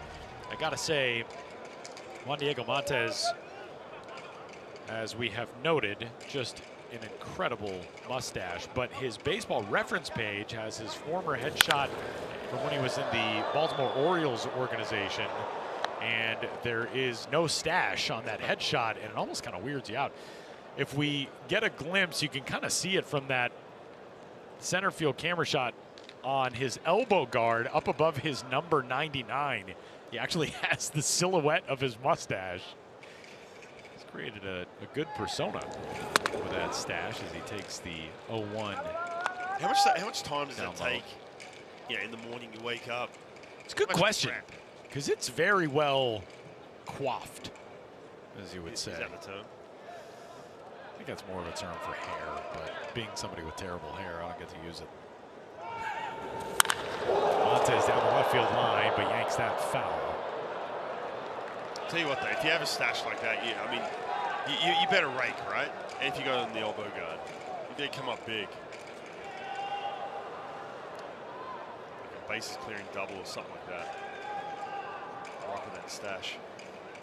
Some tense moments for a pretty good turned out crowd on this Saturday afternoon here in Taipei. Check on Mendoza over at first.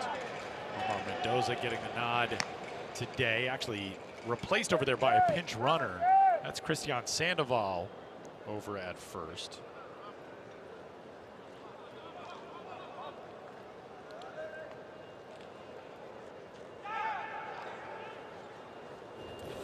Montes fights one off. He'll stay alive at 1-2.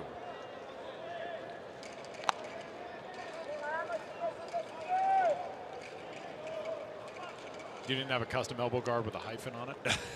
No. When I'm trying to bunt, no chance. Just swagged out. No.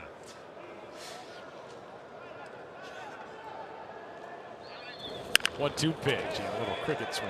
That's poked. The most swag I had, real quick on that, I used to wear Zet gloves from Japan, right? Obviously, I was a teammate with Ichiro, so any Japanese company were all over us about, there's a good opportunity for us to wear Japanese companies and stuff like that. Well, Zet made me these beautiful gloves. Shout out to Zet, unreal gloves. I asked him, I said, can you do my name in Japanese on the glove? Sure. Sent me the glove, Roland Smith Japanese. It was sweet. Ooh, good pitch. Well, all of a sudden, I was having a rough year. Go look it up, 2010.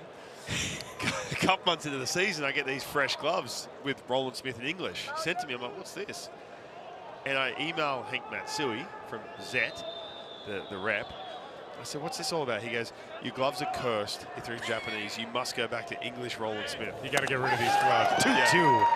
Swung on and missed, and Montes is retired for the second out of the inning. So he believed the fact that my glove was written in Japanese was a bad omen. I was like, all right, you got it. Did it work? No. Had a terrible year. Still rocked a 6 ERA. Juan Diego Montes' nickname in Spanish is El Bigote for the mustache. Do you know what the nickname hyphen would have been in Spanish? Had you gone and pitched in the Mexican League or in Venezuela or wherever, you would have been Guillon, El Guillon. I can rock that. The hyphen, yeah, that's pretty good. That's good. I like it. That's pretty good. So 2 outs now for Brandon Layton. Trying to move Christian Sandoval around as the pinch runner after that 1-out single by Omar Mendoza.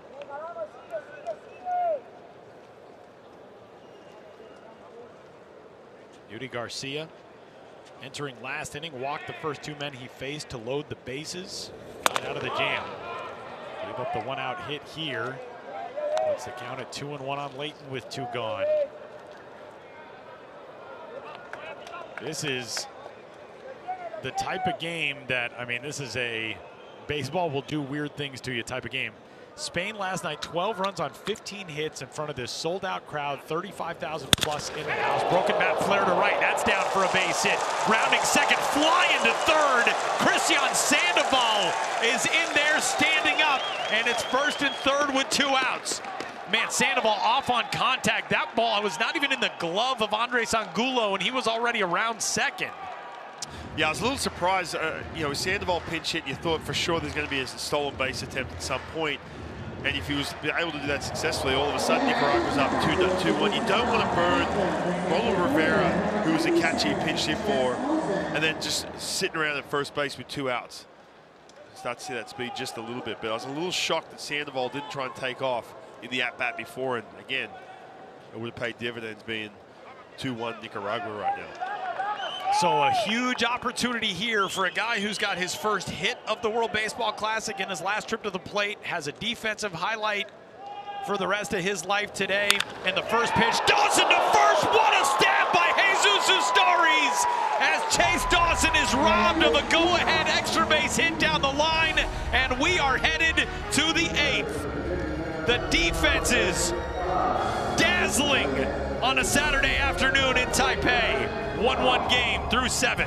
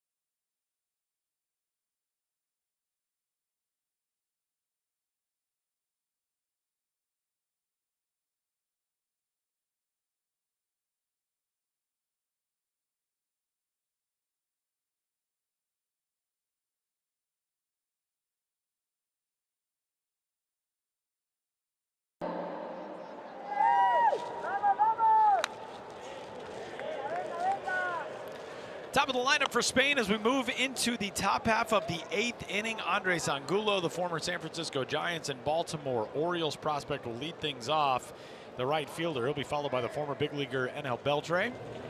And then Wander Encarnacion as Leo Crawford goes to work in his first full inning after striking out Carlos Colmenares to end the 7th. Yeah, it was a big strikeout. Colmenares had 2 hits before that, but throughout his career struggled against lefties. You can see him now matching up against Angulo. Then he's got the lefty Beltre on deck.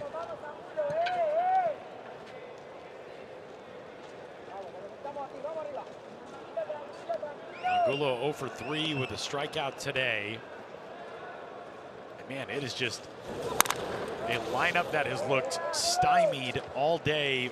We haven't seen the loud contact. We really haven't seen the deep counts either that it felt like we saw much of the night last night against Chinese Taipei. And that's, you know, a lot of that is credit to what Nicaragua has been able to do. Pounding the zone, making it difficult on these Spain hitters. It's a good point. And the other part of this is too, if you're Spain, right, you come out last night, we talked about this in the Open. Will they be able to carry that energy into an empty ballpark? And what happens is you get to a point where you get to the third, fourth, fifth inning, you look up like, hold on a minute. We've only got 4 hits, given just the 1 run. Just the 1 run. And so you start to press. You can start to see these at-bats, especially second, third time through the lineup. A little bit more chase. A little bit more going after pitches in weird counts. 2-2 on the way from Crawford. Angulo hangs with it and stays alive. There's actually a decent amount of people in the ballpark today, too, but, I mean, they're impartial observers. They're here to cheer for the home team tonight, Chinese Taipei, so the energy is still really subdued, even though the crowd is a pretty good size. 8 pitches, at least, to the leadoff man here in the 8th. Now it'll be 9.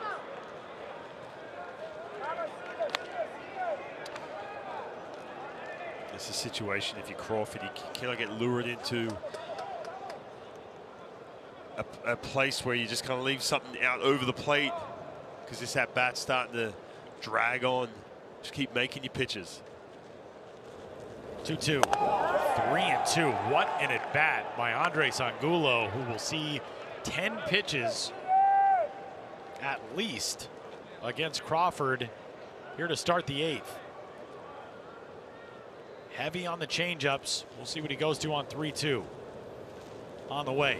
And the cue shot will keep Angulo alive for an 11th. Yeah, I can get exhausted. You mentioned going to the changeup in that 3-2 count. You're just not going to get that swing and miss. You get that feeling like there's no way I'm going to get that swing and miss here. And that's where you get lured into making a mistake middle of the plate.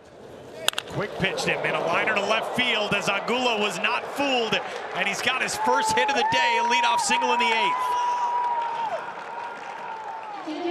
That's a great at-bat. We just got done talking about being too aggressive, swinging at pitches outside the strike zone. It's a changeup right here, middle of the plate. When you've seen that many pitches, you know you can just kind of react to a changeup, fastball. Pretty good swing on it. Leo Crawford was trying to mess with the timing of Angulo. He was holding up the leg and kind of rocking back and forth, doing some Johnny Cueto stuff. And on that last delivery, just got it and went. And Angulo might have benefited from it. Able to just grip and rip that ball into left field. So the leadoff base hit puts a guy with really good speed on at first. And a visit from Len Pecota.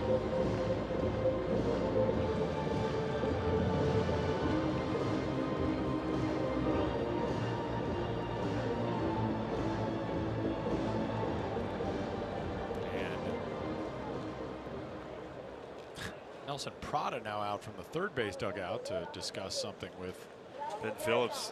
A little puzzled right there. Sorry, what are you asking me? Yeah, we know it's not going to be a pinch runner situation with Angulo over at first. But here's Angel Beltre. Shift restrictions are on, and a pick play over at first will result in tag attempt. Even though the shift restrictions apply here, Nicaragua is basically as shifted as you can be, with Freddie Zamora almost behind the second base bag and Brandon Layton way over between first and second. But Beltre is going to try to give himself up, and instead takes ball 1. Yeah, that pick to first was essentially just to see if Beltre is going to pull that bat back, show that he's going to try and pull that bat back and swing. Looks like he's going to Bunny's guy into scoring position right here. Squares and takes ball 2. No sense in nibbling here if you're Leo Crawford. I mean, let a guy give himself up if that's the case. The issue in some respect is Angel Beltre still can pretty well fly up the baseline. If he lays down a good one, could be looking at first and second, nobody out, as he does get one down on the first base side, though, and that'll turn into a 3-4 put out as Miranda gets it to Layton. And the sacrifice successful, puts a potential go-ahead run in scoring position. Yeah, we see the middle of that lineup was so potent last night. Essentially shut down today.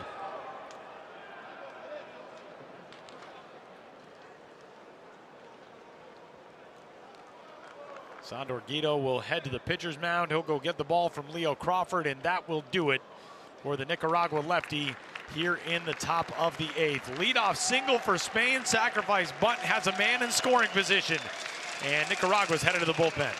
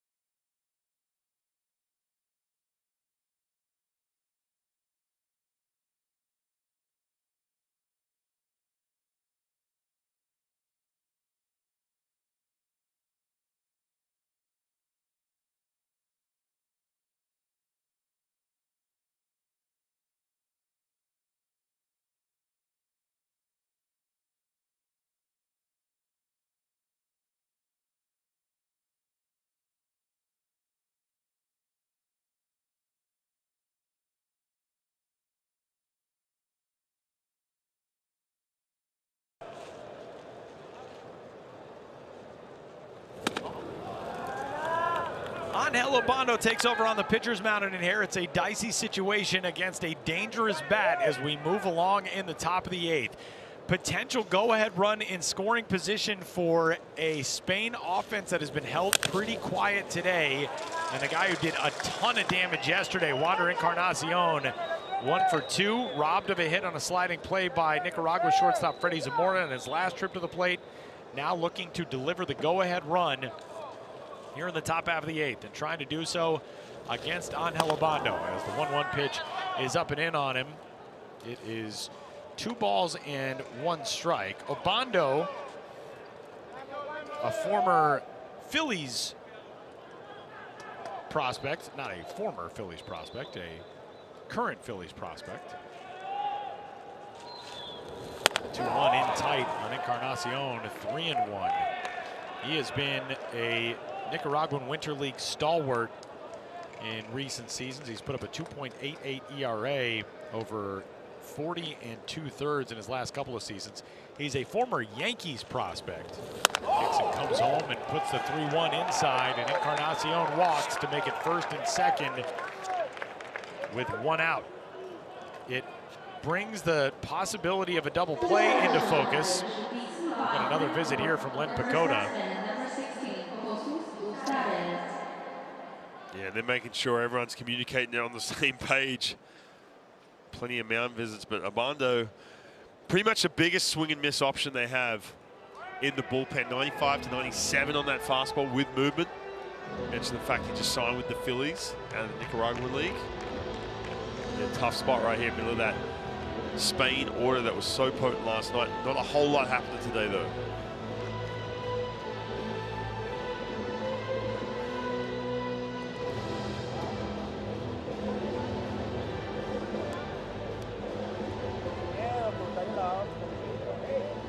So now the opportunity presents itself for Jesus Ustariz.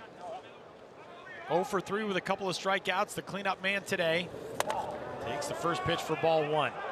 Ustariz yesterday, 3 for his first 3 with 2 doubles, an RBI, 3 runs scored. Made the spectacular stop on that hot shot up the first base side off the bat of Chase Dawson that ended the bottom of the 7th, kept this a 1-1 game. And now he's trying to give his team the lead in the 8th.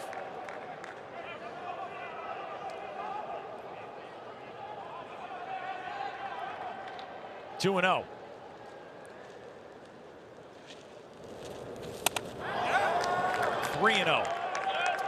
Man, Tyler, there's nothing worse when you're on that bench Well, you're on that coaching staff right there, and you got your guy who essentially biggest factor when you talk about swing and miss, coming in and just cannot find the strike zone. And nowhere close on the 3-0 pitch. They are loaded up for Roosbear Estrada.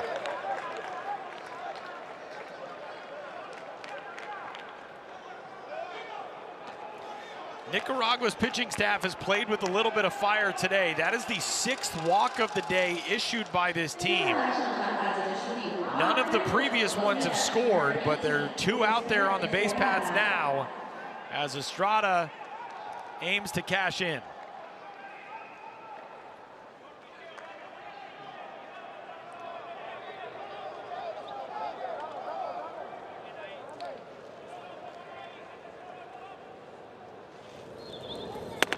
First offering there for a called strike 1.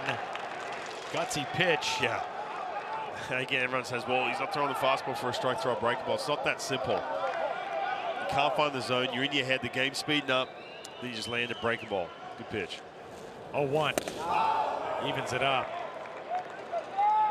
Estrada today, 1 for 2. Check that, 0 for 2 with a walk. He was robbed on the catch of the wall. Chase Dawson sprinting back to rob him on the warning track and then smashing into the fence full speed. 1-1 pitch. So this is where Abanda needs to step off the back of the mound, call time. He's 26 years old. I guarantee from when he was 12, 15, 16, he picked up some little mechanical trigger that says, you know what, let's get me back to square one here. Let's get me 95, 96 down the middle, and we'll go from there. There it is. Big cut and miss on 2-1 as he reached back and got a little bit more on the fastball. The fastball has been clocked at 97. That one was just under 94. 2-2 on Estrada. Obando deals and got him on a called strike 3.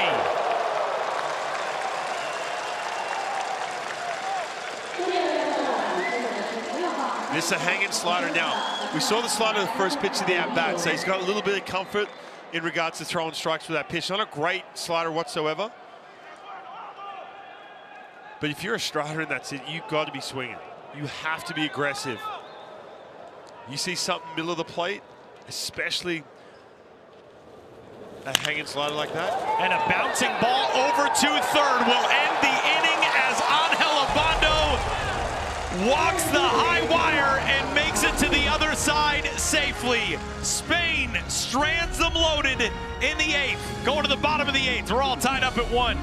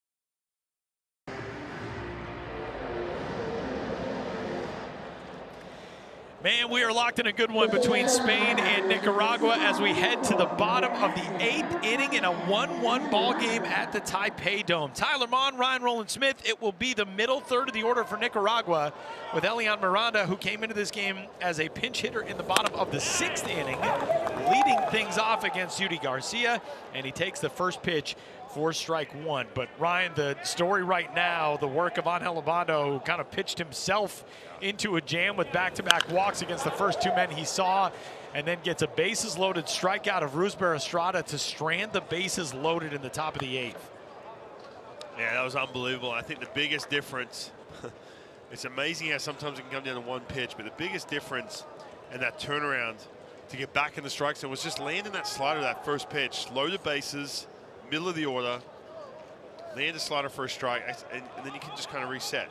Say, okay, I'm all good. Doesn't have to be perfect, just get it back inside the strike zone. Elian Miranda coming into this game in the 6th inning, grounded out to first base.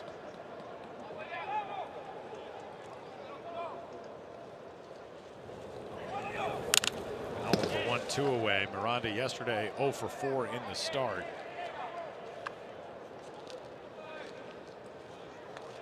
This has been some amazing pitching work by this Nicaragua staff over the first 2 days of this World Baseball Classic Qualifier. As Miranda drives one out to center, backing up on it, Beltre. 1 away. And just seen plenty of that all day, just kind of those mid-range, lazy fly balls. Yeah, flush contact, fair enough, but just kind of nothing doing from both teams.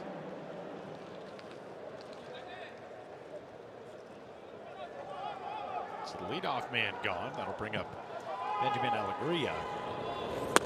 I mean, Nicaragua right now staring down the barrel of back-to-back extra innings games potentially to open this World Baseball Classic. But the thing that really lingers, I think, at this stage for Sandor Guido and his guys, they played so well in Panama. Went 3-1. They lost only to Panama when they qualified for the 2023 Classic. But then they went to Miami for that opening round. They only scored 1 run in each of their games in the opening round of the Classic. As a swift roller over to first, and an underhanded flip to Garcia covering the bag. 2 gone. So the offense continues to be an issue for Nicaragua. Yeah, I mean, look, not saying these guys don't have the ability to hit. It's not a situation where Nicaragua was notorious for bad offense or anything like that. It's literally, a lot of it has to do with timing, where all of a sudden you get to a certain point, everyone starts stringing hits together, or the 2, 3, 4 guys in a row all start to get hot at the right time. But yeah, lately we've seen on this world stage just offense dry right now for this Nicaragua team. 2 outs and bases empty for Elian Rayo.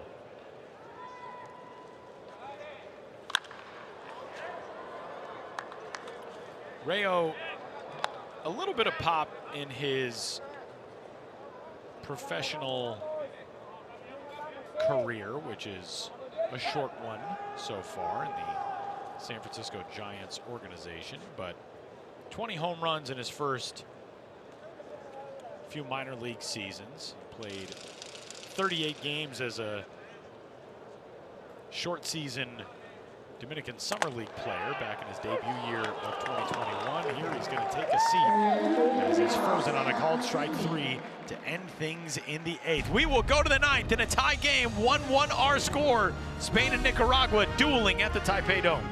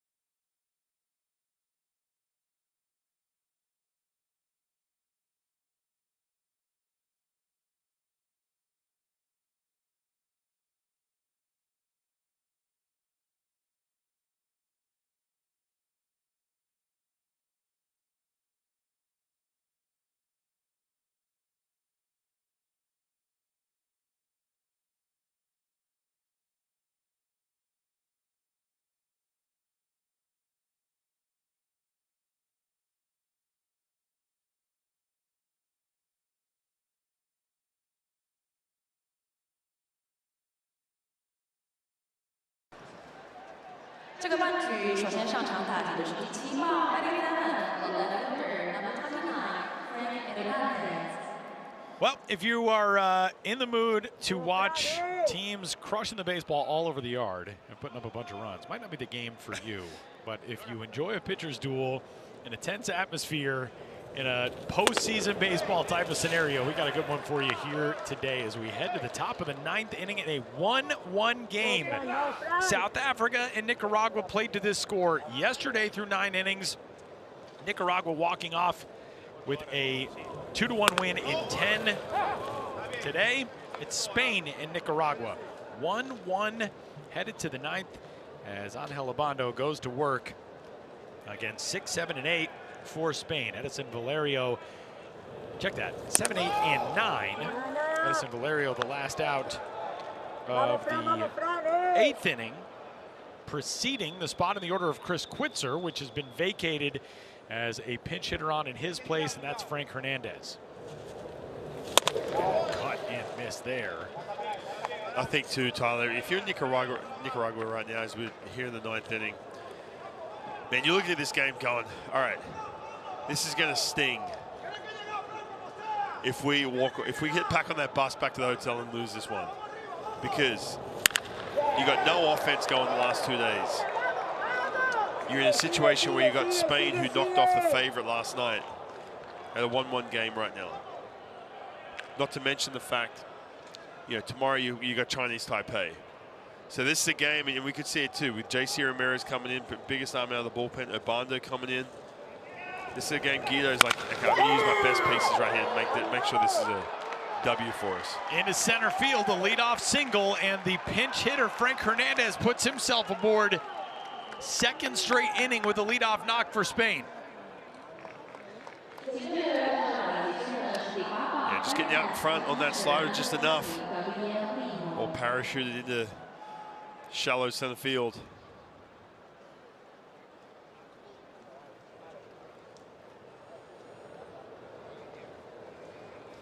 So the leadoff man aboard, and here is Gabriel Lino. Lino squares and takes ball 1. Yeah, look, on the flip side too, for Spain, obviously you want to win this game, but you look at this and go, all right, we beat Chinese Taipei, put up a bunch of runs against them.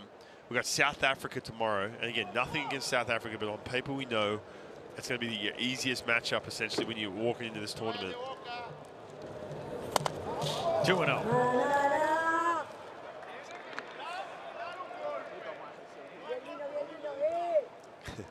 Because you just get that feeling it's going to come down to 2-1s, tiebreakers all over the place, right? We, in 2023, got to work Pool A at Taichung Intercontinental Baseball Stadium, where I remember talking with our production crew pretty early on in the week, and we had a meeting in which we were told there is a scenario that exists that we get to the end of this pool and we have 5 teams that are all tied at 2-2. And after whatever the next result was, I remember thinking, oh, that's definitely going to happen. That's exactly what happened. We had all 5 teams go 2-2, the pool of chaos, and things went to tiebreakers as the bunt down first base side. It'll turn into an out there, as Elian Miranda won't deal with Lino backing away from him. A successful sacrifice yet again puts the potential go-ahead run in scoring position here in the 9th. But yeah, with a result today in which Nicaragua potentially beats Spain and then Chinese Taipei wins out, we would have 3 teams at 2-1. Obviously, we're far away from that. Carlos Colmenares is going to be intentionally walked here to set up a force out anywhere. Not wanting to deal with him. It will instead be up to Andres Angulo. Yeah, rarely do you see the 9-hole hitter get the intentional walk, even with an open base. Usually a situation like that, you're trying him to chase, you go 2-0, yeah, fair enough, all right, let's put him on. Pitch around him, essentially. First pitch fouled at the plate there by Angulo. You can hear somebody down there in that Spain dugout. Tranquilo, tranquilo, stay calm. for Andres Angulo, who is 1 for 4, singled in the 8th inning. Is that what that means? I gotcha.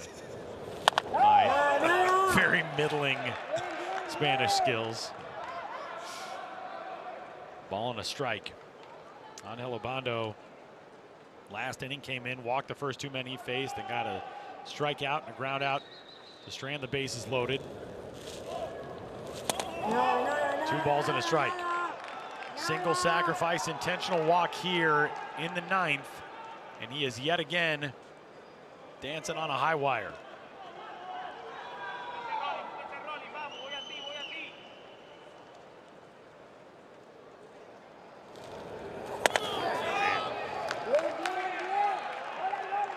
Does it surprise you he's back out there?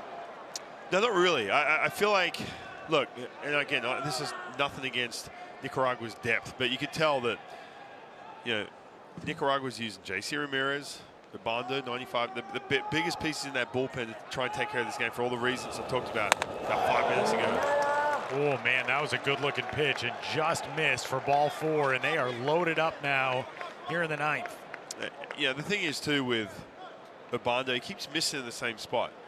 You know, it's a situation where he's not making any kind of adjustment right now. Just putting this Nicaragua team on the ropes and Seguido coming out. So that will do it, as Angel Obando, with that big arm, unable to rein in the control. He walks 4.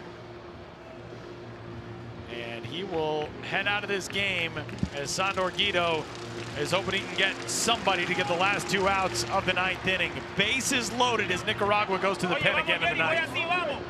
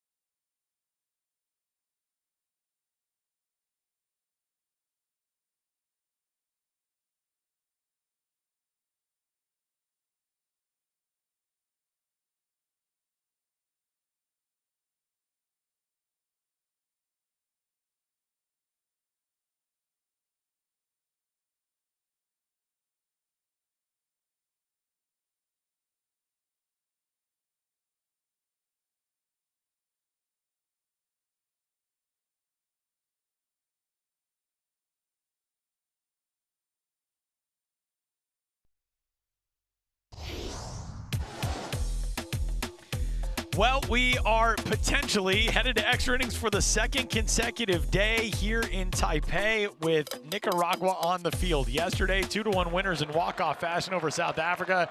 Today, trying to get there as they've got a new arm into the game in the person of Yeris Gonzalez, who inherits the bases loaded and 1 out in the 9th. Each team will have the tiebreaker rules in effect. The last player to have gone to the plate in the preceding inning will be the player out on the base paths. And the lineup will fall as it ordinarily would from that point on. And now Beltre bounces one right side. It's picked over there by Leighton to second for 1, 4, 6, 3. Nicaragua wriggles off the hook again. And we're all tied going to the bottom of the 9th. Goodness gracious, this Nicaragua defense continues to star this afternoon in Taiwan. And we are all tied up 1-1 to the bottom of the 9th we go at the Taipei Dome.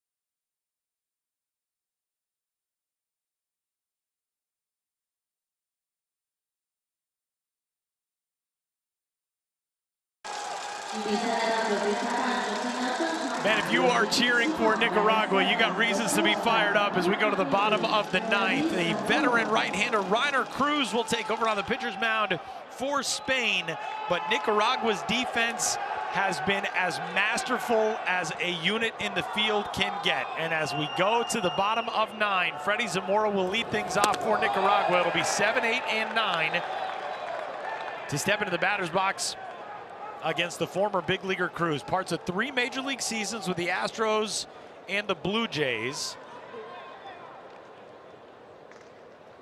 Cruz now 38 years old. Powers a fastball in there for strike 1.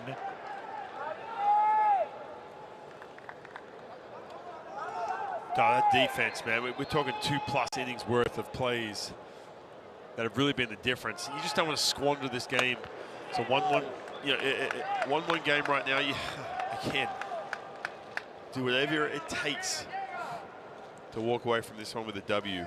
You know, the thing that's weird, Ryan, is it's a 1-1 game. Hits are even. There's only been 1 error in this game, but it has felt for the entirety of this game like, oh, Spain's just waiting to break through. There's going to be an onslaught at some point.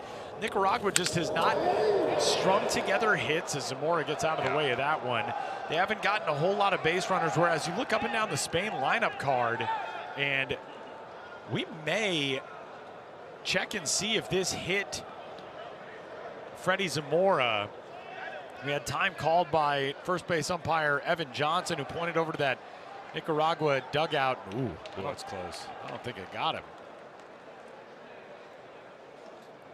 Zamora dancing out of the way, and you know, I think immediately regretted it. He could have just turned and gotten himself on as a leadoff base runner, but Nicaragua will ask for the review here. Yeah, do whatever it takes. Just get base runners. Step in. I hear. But I mean, why not? It's the 9th inning. Why not challenge it? But man, you are exactly right. You do not want to waste. You're going to look at the side angle view, and up on the video board, they've got it up there as well. Oh, that's close. Man. The ruling on the field, of course, was that it was not a hit by pitch, and it is confirmed that way. So Zamora will get back into the box, but I think you hit the nail on the head. You don't want to waste this defensive effort. Oh, man. Yeah, you have done absolutely. such an incredible job keeping yourselves in this game. You don't want to give that the designation of, oh, the really nice thing that we did in a loss. Well, that and just where you sit day 3. I mean, yeah. Like I said earlier, situation where you've just beaten the team that's knocked off the favorite. You got Chinese Taipei tomorrow. It's going to be a tough matchup. 3-2 pitches, ball 4, and Zamora finds his way on anyway. A leadoff base runner against Reiner Cruz. You know, and the other thing, Ryan, too, it's not quite as simple as, oh, you win and you're guaranteed a spot in XYZ, but you win today, you're 2-0, you at least have a very high probability of making it, at the very least, to that second, third place game coming up on Tuesday. Right, and then obviously there's the head-to-head that goes into it, and there's the runs given up. That's the big one. Gonna get another pinch hitter here in the person of Melvin Novoa, who was the starting catcher for this team yesterday and nearly took that one off the helmet.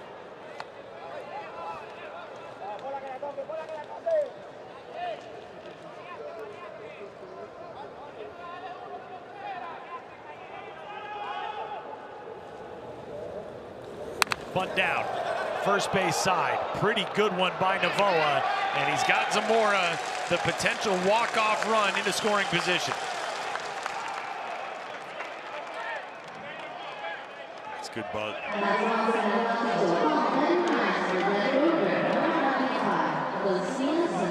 And now out of the 9 spot, we will see Christian Sandoval, who came on as a pinch runner in place of Omar Mendoza after Mendoza's one-out single in the 7th inning.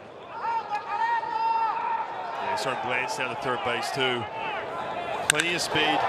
Ground ball left side, picked on the backhand over there by Valerio. His throw is in time to get Sandoval. Zamora advances on the ground out, and now he's 90 feet away as we go back to the top of the order. And Juan Diego Montes. I was just about to say, you can see, Spain's third baseman, Encarnacion, wasn't playing in. You can see Sandoval kind of glancing down, maybe later on in that bat, maybe drop a butt down, get something moving, but. Ball 1 to Montes. Juan Diego Montes, El Bigote, 1 for 4 today.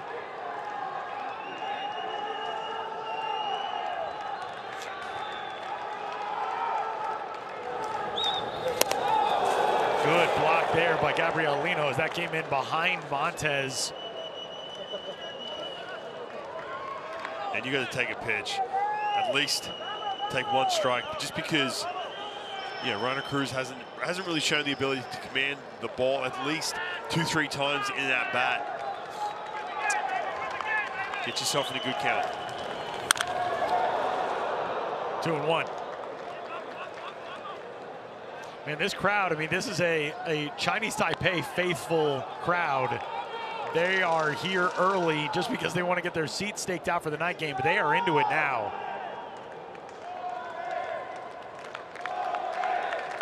2-1. 2-2. Montes couldn't hold up.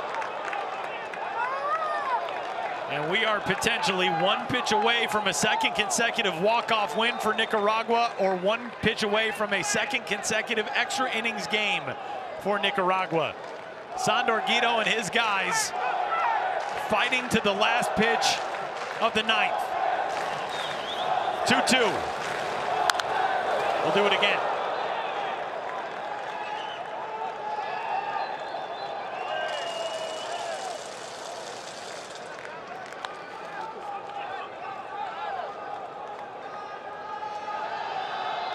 Nicaragua friends and family on that third base side. The fans that have turned out on this Saturday afternoon on their feet. 2-2. Full count in the 9th. He's getting a fastball right here. He's going to challenge him. Cheat a little bit. He's been behind in that fastball. Cheat a little bit right here. Got a fastball down the middle. Do some damage. Montes ready. Cruz deals. Got him on the foul tip into the glove, and we are headed to extra innings again. The leadoff walk to Freddie Zamora does no damage as Reiner Cruz works his way back to send us to extras. Second straight day for Nicaragua headed for extra baseball. We're all tied at 1 going to the 10th in Taipei.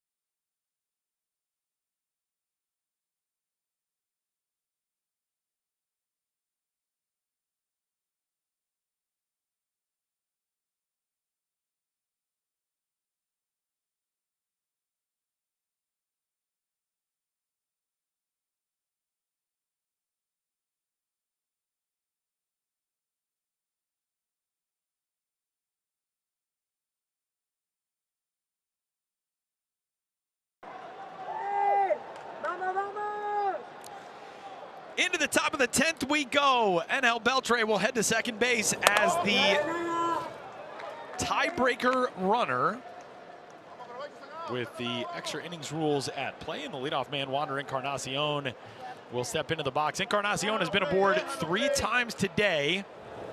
2 walks and a base hit.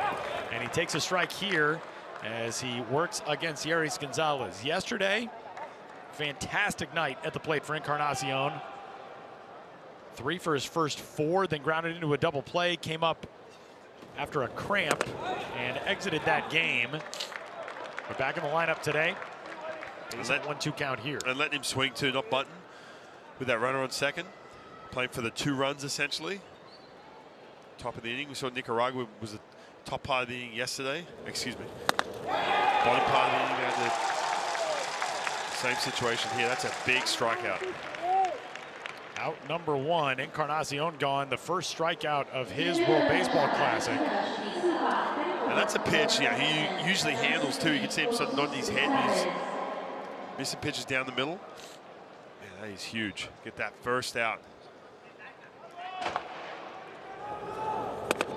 First pitch slides low and away to the cleanup man, Jesus Ustaris. Ustaris, man, I mean, yesterday, a superstar out of this lineup. Today, 0 for 3, 2 strikeouts. He has walked. Trying to deliver here in the 10th.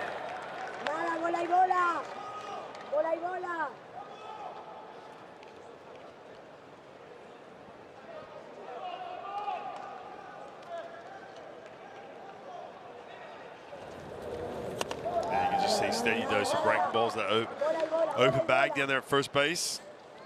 Load him up. And they're just going to simply put him on. So now you set up the force out anywhere.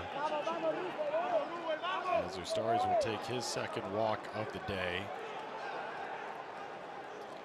And Sandor Guido is just saying, my kingdom for anybody who can deliver with runners on base. This Nicaragua team has stranded 6 on base since the 6th inning. For Spain, it has been the same. And these 2 teams combined had only stranded 6 through the first 5 innings of this game. Spain's actually stranded 6 since the 7th, as Len Picota goes out for another conversation with Yeris Gonzalez. Picota's been getting his steps in today. That is a lot of visits today. Break a World Baseball Classic with mound visits. And that includes the pre-mound visit rules. Back in 2006, I'm just making that up. I have no idea.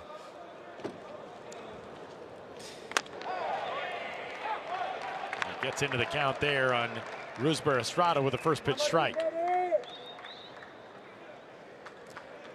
So the extra innings runner at second in the person of Angel Beltre. Ustaris at first. 1 out. 0-1 in the air to left. Sandoval puts it away. 2 gone. And a big second out because it doesn't advance anybody. And Ryan, yesterday we saw South Africa miss the opportunity with the extra runner on to start the 10th inning. They had Joshua Wenzel cut down on an attempted sacrifice bunt. He was retired over at third as Chris Bayers got it down, but they got the out on the lead runner, and South Africa went scoreless in the 10th. Nicaragua walked it off in the bottom half, trying to do the same here on Saturday.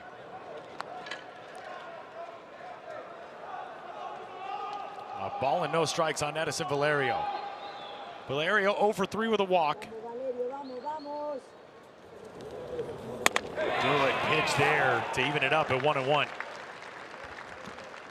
Tyler, that old cliche, if you can play defense and pitch, you'd be in good shape. But I mean, you think about this, and again, I'm not getting ahead of ourselves here at all. But you might have an opportunity too. Yeah, and basically scoring 2 runs yesterday and maybe 2 runs to finish this game off here in the 10th. And that's all she wrote. Unbelievable. Inning over. We will go to the bottom of the 10th, where Nicaragua will try to walk off for the 2nd straight day in Taiwan.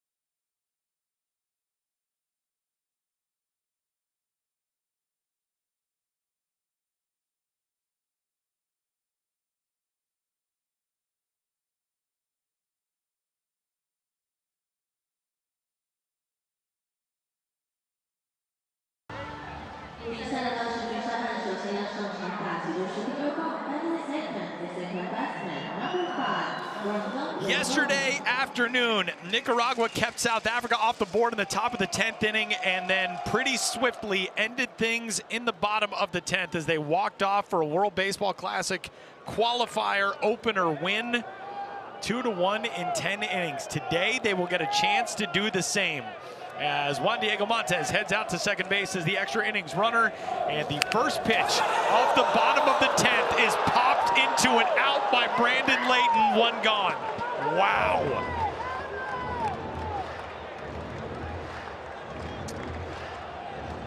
Man, that is deflating. You've given Spain a 0 at the top of the 10th. That potent offense kept him at 1 run all day long. Right now, Spain elected to give Dawson the free pass. So it's going to be first and second now. And again, that's to set up the force out anywhere in any bag. And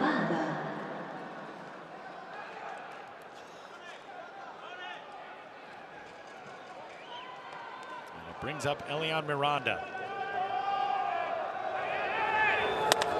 As now a double play could end the inning. Tyler, we finished last inning talking about this, but Reiner Cruz still, I know he had that big strikeout, but still has not shown the ability where he's commanded the baseball the way he should be. Make him work, get him on the ropes with some deep at-bats. Big cut on 1-0 to even it up. Miranda was trying to end it right there.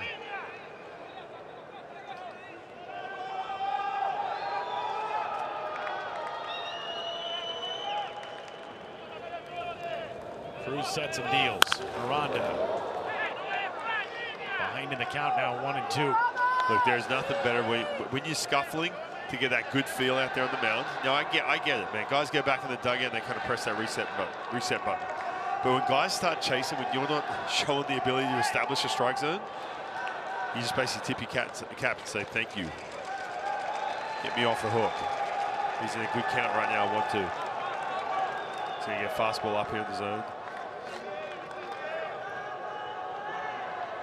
1-2 pitch. Miranda fighting to stay alive as it remains 1-2 on him. Elian Miranda from El Viejo, Nicaragua, plays for Tren del Norte in the Nicaraguan League.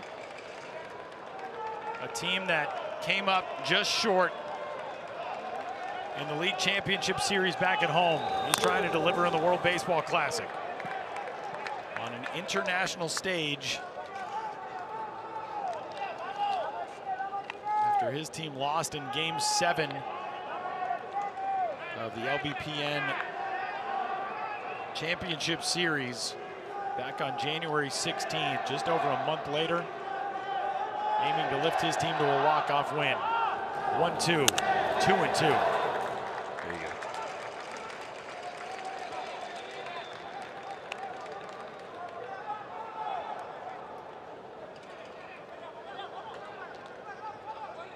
Miranda did not start this game, and Manuel Trujillo did at first base. Miranda came on for him as a pinch hitter in the 6th inning. This is his 3rd at bat now. 2-2, 3-2.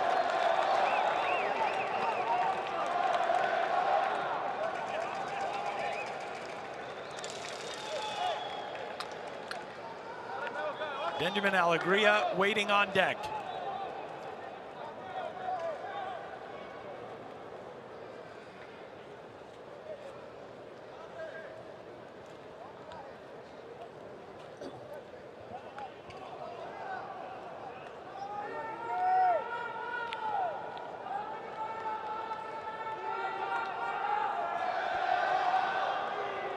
Cruz deals, runners moving, and a fly ball foul down the right field line. Emergency swing right there, good at bat. Staying on that fastball.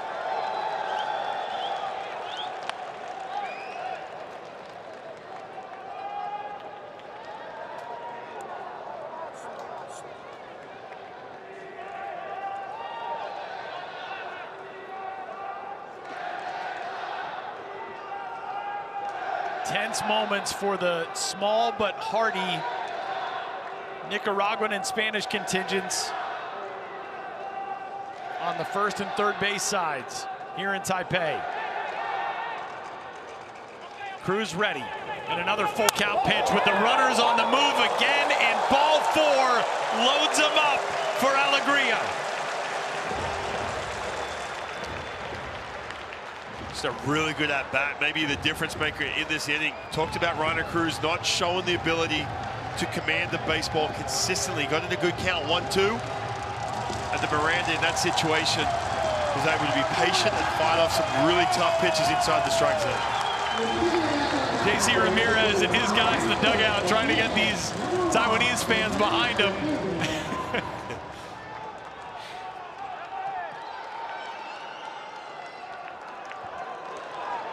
As Alegria steps into the box with a chance to be a hero. Infield comes in, and he takes ball 1.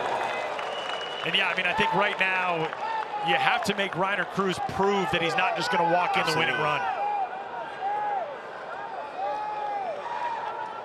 Yeah, he's got to earn those counts. Manuel Oliveira out of the Spain dugout, the Barcelona native.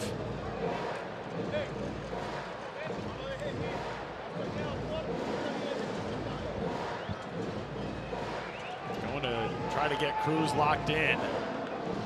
Tough spot for Reiner Cruz. Entering this game, the leadoff walk to Zamora in the 9th inning.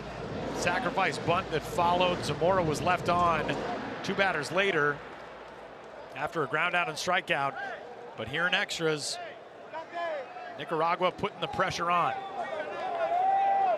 A ball and no strikes on Alegria.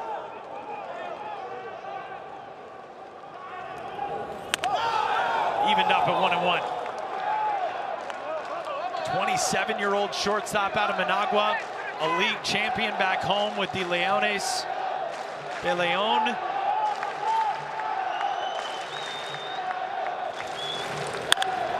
Lifts the 1-1 and shoots it foul. And the count now in favor of Cruz at 1-2.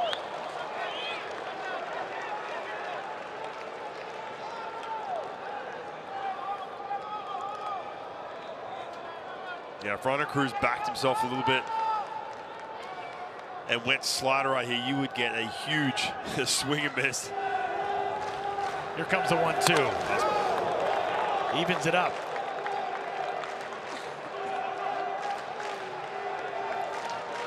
All those guys in that first base dugout waiting to explode onto the field to celebrate a second straight walk-off win to open this qualifier if Alegria delivers. 2-2 on the way to him. Good at bat. Again, you can tell these hitters are just sitting dead red right now, fastballs. Knowing that Reiner Cruz just doesn't have that good feel. See those Spanish fans kind of watch. Doesn't have that feel to throw any secondary pitch. Just gonna keep feeding fastballs. I'm telling you, if he throws a slider though, you're gonna get a big swing and miss. 2-2. In the air to center.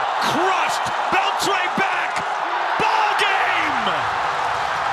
Benjamin Alegria has still got to touch first base, and he finally does as Nicaragua, the walk-off capital of the World Baseball Classic Qualifier, 2-0 with a pair of 2-1 wins in 10 innings. And Tyler, coming into this game, you felt like Spain was in the driver's seat, especially after watching last night. Now all of a sudden, with very limited offense, 2 nights in a row, extra inning, walk-off hits for Nicaragua. You know, for a second, Ryan, Alegria threw his bat in the air. He was yelling, he's celebrating with his teammates on the first base side. If they would have just mobbed him and he never touched first base, I mean, that's a situation in which we can have a Merkel's boner type of play, harkening back in baseball history, but he finally realized it and sprinted to first. I love it. I mean, aggressive swing too on that fastball. And look, they're all like, oh, I gotta go. These managers like, get down the line. Look at him. Oh, man. A walk-off knock for Benjamin Alegria. 24 hours after a walk-off knock for Ronald Rivera. And Nicaragua's offense has not exactly been potent to this point, but it has done the job. Spain has scored 13 runs in 2 games. They're 1-1. Nicaragua has scored 4. They're 2-0. What a start to this World Baseball Classic qualifier for Nicaragua, as a team looking to qualify for the main tournament in 2026, as they did 3 years ago in Panama, trying to find a way through to make it back to the main tournament and trying to find some offense. That was one of the things they struggled with in the main tournament, but hey, it's getting the job done so far here in Taipei. Yeah, and look, we were talking about this as the game went on. We're like, you cannot squander a game like this. You got Spain hit down to 1 run. You beat South Africa. You had no offense happening yesterday except for that 1 hit in the 10th inning.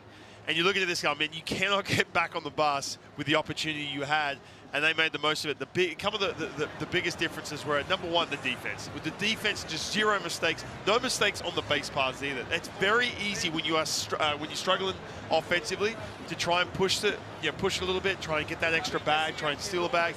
No mistakes whatsoever, pitching and defense, and then just getting that hit when they needed a hit there in the 10th. The defense today was as good of a defensive display as you're ever going to see in a World Baseball Classic game. And for Nicaragua, like we said, for so long in this game, it felt like Spain was just waiting to break through, get that big hit, capitalize on some of the base runners that they got. Nicaragua just kept the pressure on, kept making the difficult plays in the field, didn't break. They bent at times, but they're able to get this thing into the win column. And now a showdown tomorrow with Chinese Taipei. And again, if Chinese Taipei wins tonight, all of a sudden then you've got an interesting scenario tomorrow where if they can win that game, they're 2-1, Nicaragua's 2-1, and we see what happens with Spain. But we are set for some really interesting games over the next couple of days. Yeah, and just staying on Nicaragua too, remember, as this game went on, first of all, Kenwood Burton was outstanding, making his debut on the national team. But you got J.C. Ramirez, who filled up a few of those innings. He was outstanding. He's your big arm out of the bullpen. And then you got Obando as well. So the manager Guido had a situation where it's like, all right, if I can take control of this game, get that second win, use my best arms out of the bullpen, now all of a sudden you're 2-0, you got Chinese Taipei tomorrow, but you're feeling much better because the fact you've already knocked off the first 2 teams. And the emotional lift of being able to celebrate 2 walk-off wins. You see what it's been like for Nicaragua over these first, 48 hours of game day action in Taipei, not even 48 hours in total. There is something to be said for that. They haven't played in the environment that they're going to see tomorrow night against Chinese Taipei, but they are carrying as much energy into a game to try to counter the 35,000-40,000 that they're going to see tomorrow night in that game as any team could. Yeah, and you know what, too? It takes the weight off a little bit, right? You've got the 2 wins, so you're coming in tomorrow night. You don't have to play tight. You know you're going to have this crazy energy. You can kind of play a little bit looser, knowing that the fact, you know what, if you lose tomorrow, we're all good. We haven't given up a whole lot of runs. We know about the runs against. So you can play a little bit looser, man. It's going to be interesting now. If South Africa can do something big tonight against Chinese Taipei, or at least get into that bullpen, I'm telling you, the favorites, they're going to be on their heels. It is a fun start to the World Baseball Classic qualifier here in Taipei as Nicaragua celebrates a walk-off win on the 2nd consecutive day here at the Taipei Dome. But don't go anywhere. We got more baseball coming up from here in Taiwan at 7 o'clock local time as South Africa will take on the host squad, Chinese Taipei, in just under 4 hours from now. For Ryan Rowland-Smith and our entire crew, my name is Tyler Mon. Nicaragua walks off for the 2nd straight day, 2-1 in 10 innings. We'll catch it coming up tonight for South Africa and Chinese Taipei.